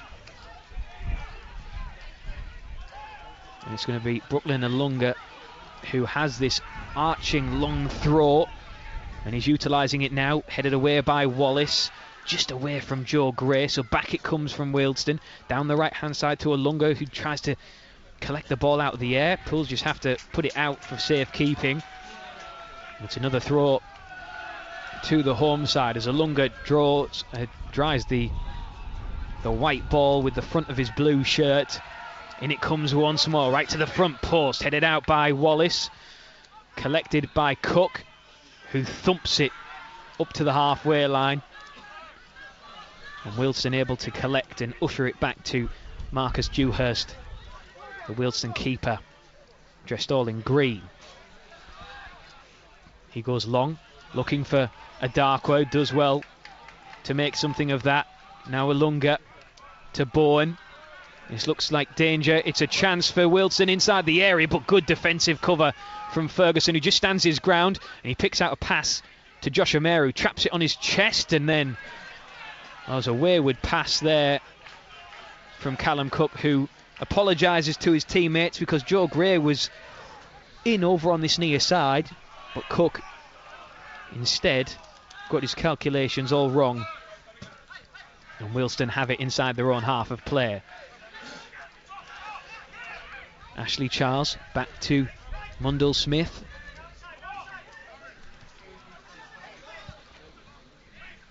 Now Nathan Ferguson gets a little shove in the back as Pools try to press and force a mistake, and they just about keep hold of it, and they win it with Hasty on the touchline on this near side. Now Ferguson, Featherstone finds O'Meara back to goal, and he's just been hustled and harried off the ball. So Wealdstone have it and look to attack down this near side with Alarakia, and it's 2v2. There's a through ball to Abiro, who's in on goal. 1v1 with Dixon, and the offside flag has saved Pools' blushes.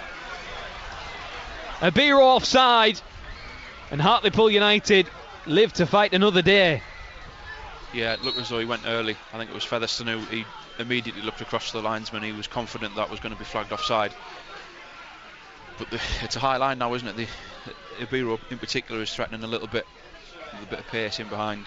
He's been really impressive this afternoon. Yeah, he has. I think it was his assist, wasn't it, for the third as well. Yeah. Free kick to Pools, then Dixon goes up towards O'Meara, who loses out, swings a boot at his man and gives away a free kick. 15 minutes left to play.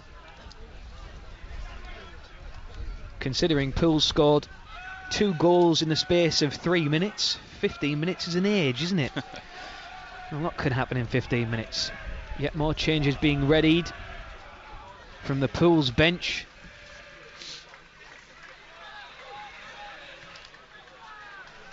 And it looks to be Mitch Hancock's, I think.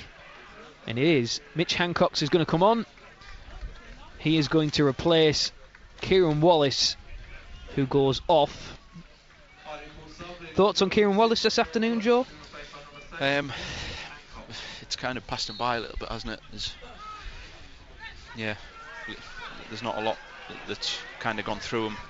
Space opens up for Mundell Smith through the centre of the pitch. He goes out to the left for Alaraki. He looks to curl one round Dixon, who's equal to it, and then it's scuffed home, and it's a hat-trick for Shauna Darkwa.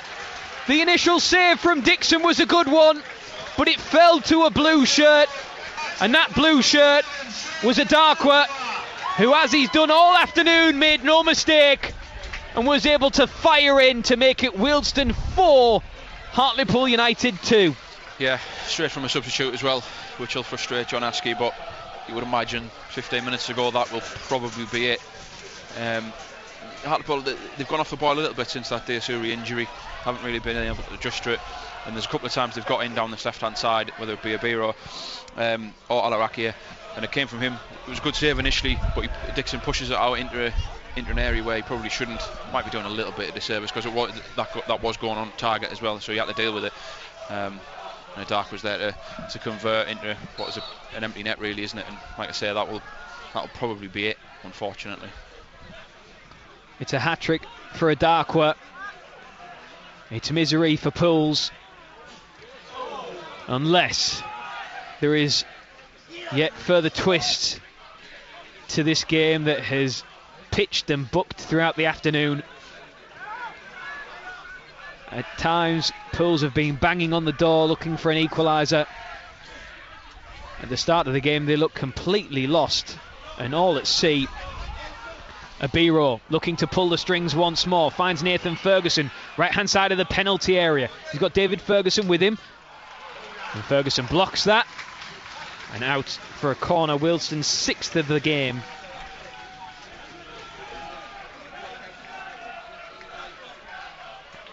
So it's a corner to the home side. It seems a long way back now, doesn't it? With just over 10 minutes left to play. And Lunga with this corner for the home side. Floats to the back post, a free header! Oh, and it's off the post and somehow stays out! Back into the penalty area again. Wealdstone trying to find a way through. Alarakia stands his man up, it's Hasty. Studs on top of the ball, into Mundell Smith, and denied at the front post by Dixon once more. And danger still not averted yet. And still, the home side come forward. Ferguson into Abiro, back to Ferguson once more. Inside the box, shot laid off and ends up going behind for a goal kick. Well, that was absolute pinball Sabutio type stuff there for a minute. How that didn't go in. A save from Dixon. The ball cascading off the post, running across the goal mouth. And Abiro back on the attack for Wealdstone. Alarakia stops the ball dead onto his right foot, opens up the angle for himself, and the shot is blocked. Now Cook wins it for John Askey's men, turns away from danger, and then he's just out-muscled.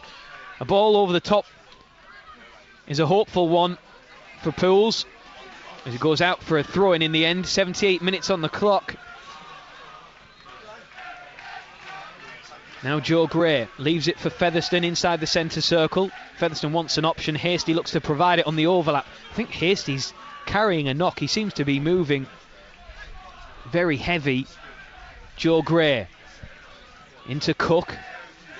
Tries to turn away from the pressing, advancing blue shirts. Featherstone once more. Pools building nicely. Cook, Featherstone into O'Meara, back to goal, trying to find himself some space, fighting for it, scrapping for it, comes out on top inside the area, left-footed shot for O'Meara is in! Josh O'Meara finally has another goal to his tally this season. Just his second, his first since the opening day of the season, and it comes against his former side. Wealdstone 4, Hartlepool United 3. All is not lost yet. There's 10 minutes left to play. I mean, can you explain this game to me? Because I mean, full credit to Josh O'Meara there. It looked like a lost cause 3 or 4 times when he was on the deck, but he still continued to battle away, got back up, picked himself up, didn't want the penalty that might have been given, wrestles away from his man on his weaker side of the left, and then puts it into the bottom corner, and now he's set for a grandstand finish again. 10 minutes to go. Can you believe it? I've run out of paper. Yeah, I'm struggling myself. Pools might be in again here. O'Meara from distance, and he found the car park away to our right hand side. 10 minutes left to play. Wealdstone 4, Hartlepool United 3. Pools have won all 3 games they've ever played against Wealdstone. They've never lost, they've never drawn, albeit it's a small sample size, I'll give you that. But it remains a fact. You did promise us goals today, though, so... Well, yeah. It's your last one, my friend. We had to go out with a bang, didn't we? Let's hope there's further fireworks to come in this final 10 minutes. Pools win it back with Featherstone. Hasty combining well. Now Joe Gray turning away from danger. Wealdstone have committed a lot of bodies forward here. If Pools could get the ball up the field quickly, they might catch them.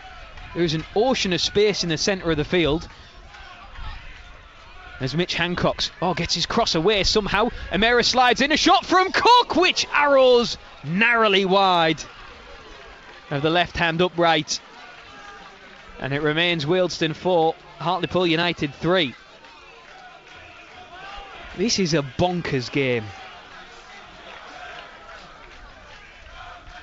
Just when you think you know what's going to happen next, there is a twist.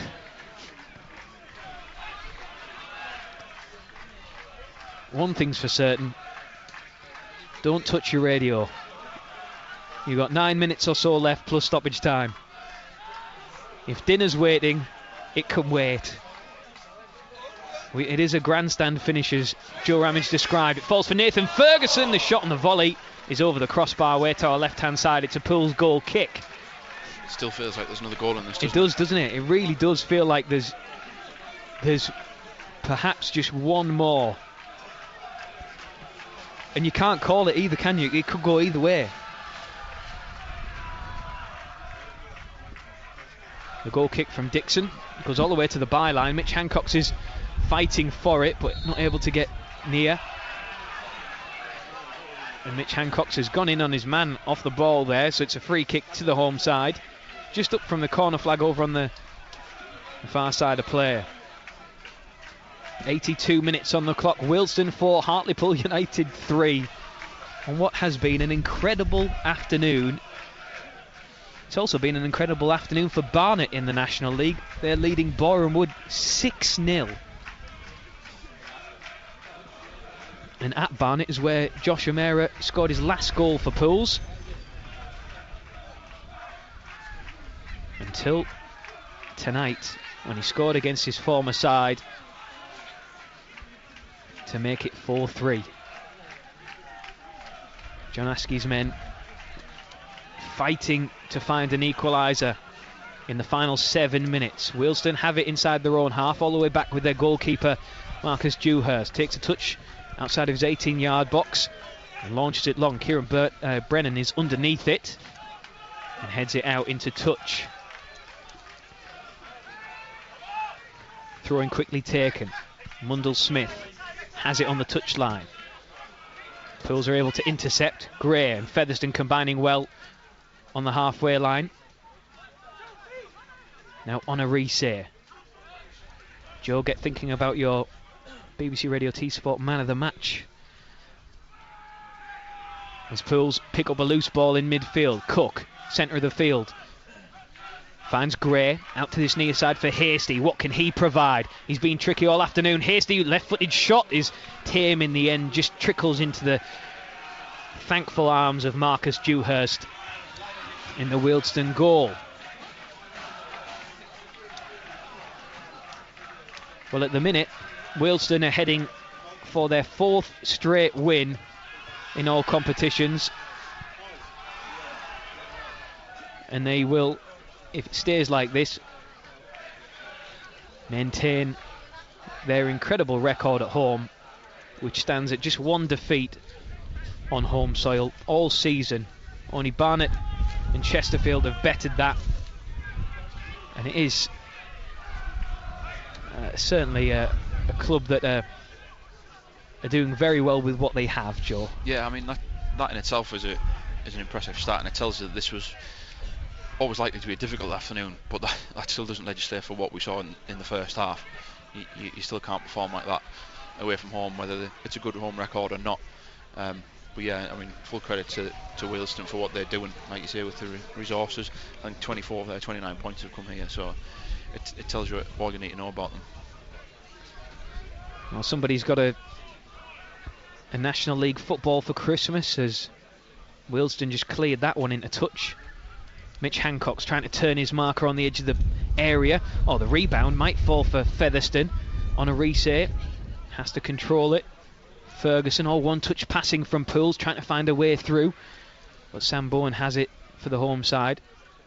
As the clearance is up, David Ferguson has won it though, in the centre of the pitch. Ferguson sliding in, might open up for Gray, tries to feed the ball through to O'Meara, but it just denied. Pools still have it with Hasty. Back to Gray once more. Gray looks to deliver across and does a flicked on header from O'Meara that doesn't quite get there. It was Mitch Hancock's, in fact, inside the box. It was a save down low from Dewhurst to deny Pools an equaliser with 4 minutes left to play. You still feel there's something in this. Yeah, that was half a chance that he does the right thing in terms of glancing it, looking for the far corner, and then you're just wanting somewhat Callum Cook or Joshua Murray to go and gamble on the rebound because the keeper did spill it. We've touched on the goal mouths, that it does lend itself to keepers fumbling a little bit. Hereford 2, Spennymoor 1, an updated score from the National League North this afternoon. Well, the goalkeeper, Marcus Dewhurst, is going to need some treatment here. He's just stretching out his hamstring. There's confirmation of that score. Hereford 2, Spennymoor 1.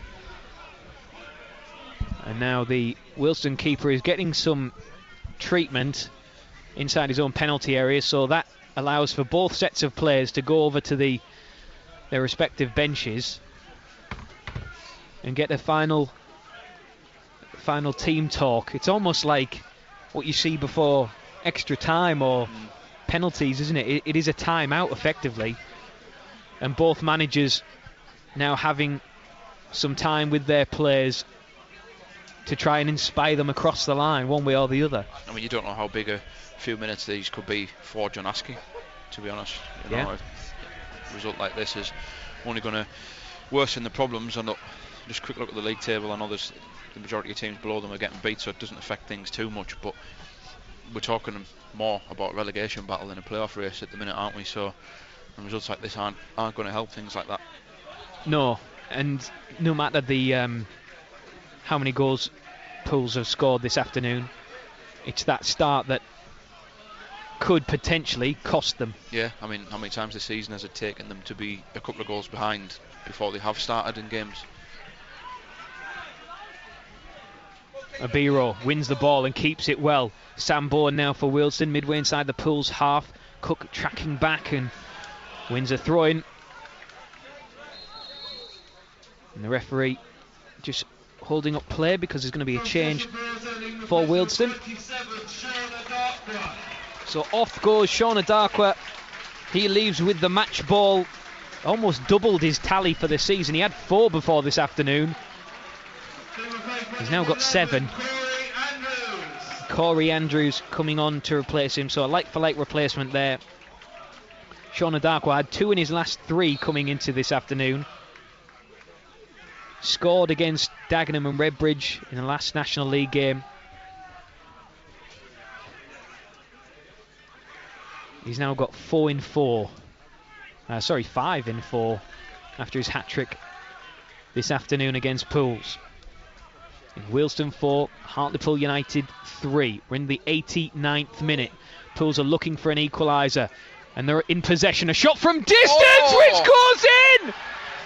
Mitch Hancock's has buried one from nigh on 30 yards. And Hartlepool United have potentially snatched a point from the jaws of defeat. And Mitch Hancock's, of all people, with a screamer. It's 4-4. Wow, this game, man. I mean, Mitch Hancock's in his loan spell has done very little, I think it's safe to say, but what a strike that was. He's picked it up in an area sort of 25-30 yards off from goal, and he's just thought, why not? He was close a couple of minutes earlier with the header. He's obviously got a little bit of confidence coming from that, and it's a great strike into the bottom corner. What a finish. 4-4. Wow.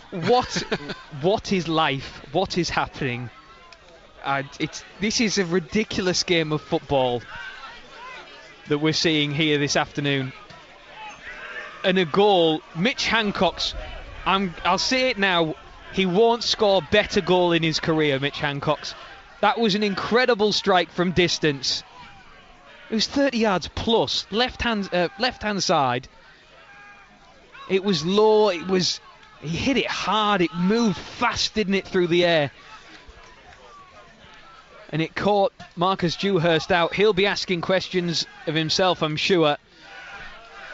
Now, could Pools win it here? Joe Gray, there's 6 minutes of stoppage time, which we're into now. Featherstone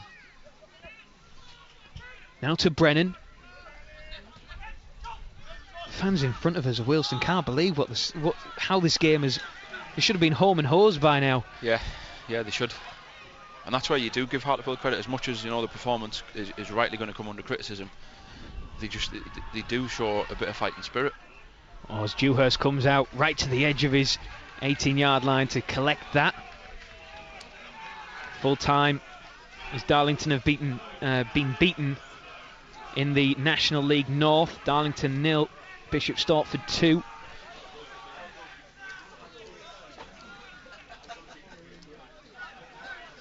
Wealdstone in possession at the base of the defence. 6 minutes of stoppage time. As we said earlier, don't go anywhere. Now Wealdstone in possession. Alarakia trying to feed a through ball to Abiro, but backtracking is Brodie Patterson. Joel Dixon has come out and caught his man inside the area, but we play on. Cook finds Joe Gray, and he's in space inside the area, and he tries to cut it back. He should have gone by himself. It's at the byline across the face of goal, and somehow it's cleared, and now Wealdstone look to attack from one end of the pitch to the other. He slows up in midfield with Ferguson. Why has Joe Gray not gone for goal himself there? And then it still nearly goes in. I think it was Callum Cook who went in for the header and scrambled away. I think you're right. Alarakia accelerating down the left-hand side to try and keep the ball in for Wealdstone, and he does. He's running it hasty. Alarakia onto his right foot, curls one inside the 6-yard area, headed away by Honorise. Clearance completed. It's completely given away by Hasty to Ashley Charles. Now Mundell Smith.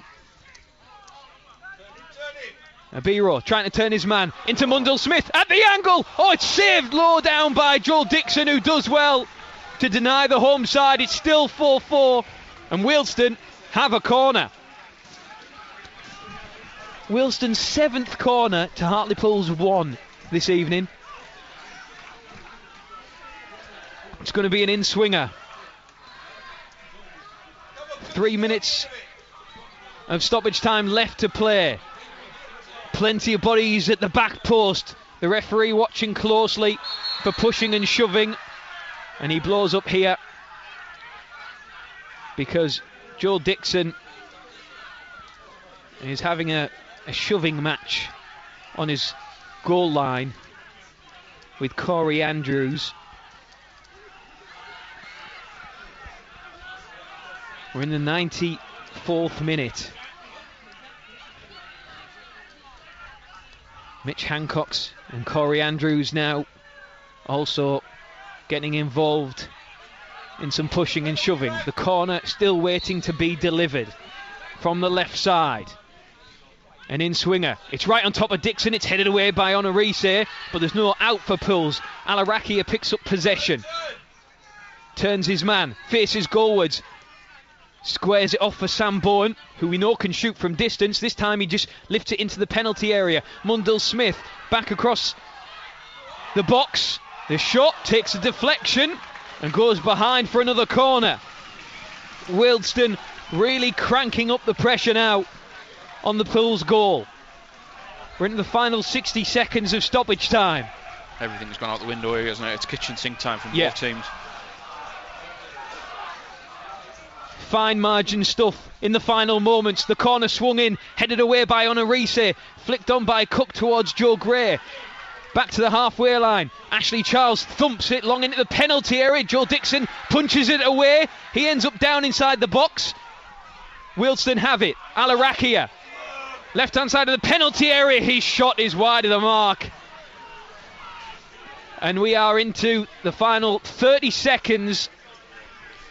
Wealdstone 4, Hartlepool United 4. Surely that's got to be it. For everybody's heart rate inside this ground, surely that has to be it. There's a Wealdstone supporter in front of me who's just turned around and she's looking at me as if to say, what is happening here?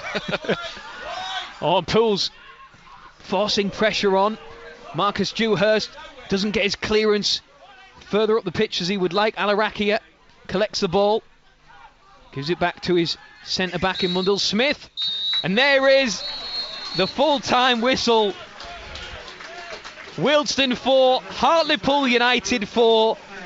An incredible game of football that started in the most disjointed of ways. Pools were all at sea and 3-0 down after half an hour. Defensive mistakes that cost them, goalkeeping mistakes that cost them, and they looked a million miles off it. But just before the break, Callum Cook getting a goal that gave them some hope, and that's where the hope really sprung, because in stoppage time at the end of the first 45 they made it 3-2 after Joe Gray lashed home following some good build-up play from Manny Desirue. Into the second half you had that feeling that this game had more goals in it. Both teams had chances. Manny Desirue went off injured, and albeit there was a block on the line for a chance from Josh O'Meara, Alarakia made it 4-2 on 76 minutes when his initial shot was saved, but then parried out into the path of Sean Adarkwa, who got his hat-trick and made it 4-2. But Josh O'Meara, who came on to replace Manny Desirue, as I mentioned, scoring against his old side, just his second goal of the season, made it 4-3. And then in the 90th minute, Mitch Hancock's from distance, 30 plus yards out, just thought, why not? It's Christmas, and landed a gift for Hartlepool United in the shape of a point when at times it looked like they didn't deserve any. It ends Wealdstone 4, Hartlepool United 4 in a bonkers game of football. And John Askey will somehow have to pick the bones out of that for Boxing Day. But what a game we've witnessed. Hartlepool United somehow live to fight another day. Yeah, I'm almost lost for words, to be honest, for what I've just seen. Incredible game. Interesting to see the Wealdstone players gathered in a huddle there, because they must feel as though they've passed up 3 points here. To be 3-0 up, coasting, and then to go 4-2 up as well. You know, I'm struggling to sum it up, because in the bigger picture, that it's another bad afternoon for Hartlepool, because it's another game without a win. They've conceded 4 more goals, and there were large elements that first half that were not acceptable. But then at the same time, you cannot not credit them for coming back in and fighting their way back in to get something out of that game, because at 3-0 down, that game is over. Yeah, they get a little bit of help in hand in how the first goal came about, but then credit them, they go and get the second, make a game of it, and then to fight back at 4-2 and make it 4-4, and they could have won it, could have lost it as well. Yeah, you do have to give them a lot of credit for that. But it again leaves more questions than answers. Why can't they knit it all together? Because if you do, you'll win more games than you'll lose at this level. Probably doesn't help John Askey much or the players. So yeah, there's so much to try and dissect and take in from that game. But in the short term, you have to say a good point given the circumstances. In the long term, you probably say not. Yeah, remarkable game of football. Incredible that second half. Your man of the match? I thought Joe Gray was decent. You know, he was one of the ones who was pressing in the first half, although there wasn't much behind him. He got the goal. I'm crying out for him to shoot there at the end. Yeah. I know he then does well to recycle it, and it almost gets converted by Callum Cook. He was probably the one who I thought was decent and quite like himself today. He was unlucky when he hit the bar as well, and the one off the line. So between them two, I'll probably give it to Joe Gray. I quite like his energy today, certainly when there was a lot of lost causes out there. You know, his body language was one that didn't really drop. So yeah, I'd give it to him. Well, Joe, it's your final game with us. Really appreciated your company up and down the country over the last couple of years. It's been a pleasure. You've been a pleasure to deal with. You'll be a huge miss for Hartlepool United's coverage. I know you don't want to make this a big deal and you'd like to go out all quiet and whatnot, but it's been a pleasure, mate, and you'll be sorely missed. No, thank you. Thank you for having me. You've been great with me in the couple of years in the press box when you didn't have to be. There's been plenty of people in this seat before me. They probably will be after me as well. And it's been great. I've loved covering the club. Some good people at the club, great people in the stands, great people like yourself in the press box as well. It's been a privilege. I know it's not been great on the field for the majority of it. If you want to take I'll take the blame for that. But no, there's been some good moments in there as well. I look back at some of the cup ties, Crystal Palace, Rotherham. I know I was here, not necessarily with the Mail, but I covered the promotion season as well. So there's some good highs there as well. What a game to sign out. I know it wasn't the 3 points, but what a game to sign out on. And I'll be watching from afar, I'll be listening to your coverage, and yeah, I appreciate a lot of the messages that came in as well over the course of the last few days. It does mean a lot, and I'll be keeping an eye from afar, definitely. Certainly a hell of a game to go out on, Joe, that's for sure. It ends Wealdstone 4, Hartlepool United 4. How's that for your Christmas?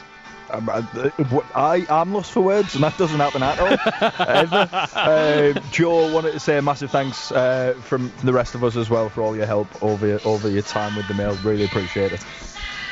Yeah, thank you, Mike. You too, appreciate it.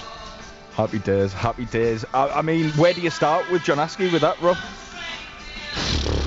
Well, I mean, look, there's got to be some serious. I mean, that's a hell of a question as well. I mean, there's got to be some serious questions over that first half an hour, because Pools they lacked any continuity, they lacked any belief, any fight. And I don't say those things lightly. I said it in the commentary in the first half. We're not saying these things lightly. We're not saying them for shock and awe factor or anything like that. And I always say that when we're covering Hartlepool, whether it's me in this seat or whether it's you in this seat, Matty, whoever, we call it as we see it. If it's not good enough, we'll tell you it's not good enough. And if it is good enough, we'll tell you that too. And we'll sing and we'll shout about it. That first half an hour was as bad as I've seen under Askey since he's come to the club. It just lacked all sorts of things. But in saying that, to score 2 goals in 3 minutes right before half-time, absolutely give them some confidence and some hope and some belief. But then to go out in that second half and follow that through, even after conceding again and being 4-2 down, so that there is, a lot's been aimed at these players this season about, do they have fight, do they have pride in the shirt, do they have that never say die attitude which this club is known for, and the motto that this club is built on. Then they've absolutely shown that this afternoon in spades. But it doesn't come without its questions. And as much as it will be a good point against a side that's only lost here once this season, you'd think it's got to give them some added belief and confidence going forward now into the other festive fixtures which follow against Oldham on Boxing Day and then on the 30th, because they need to start picking up points. The playoffs look a long way off now, so is it a season of consolidating and building and putting things in place to have a real go next season? In order for that to happen, you have to sort out the off-the-field problems and question marks over this takeover. Is it going to happen? Is it not going to happen? That needs to be cleared up for everybody's sanity in order for this club to move forward. So it's as much as they've got the point, and it was a good performance in the sense of showing that fight and that belief to see it through and to come back against the odds, there's still plenty in which to answer.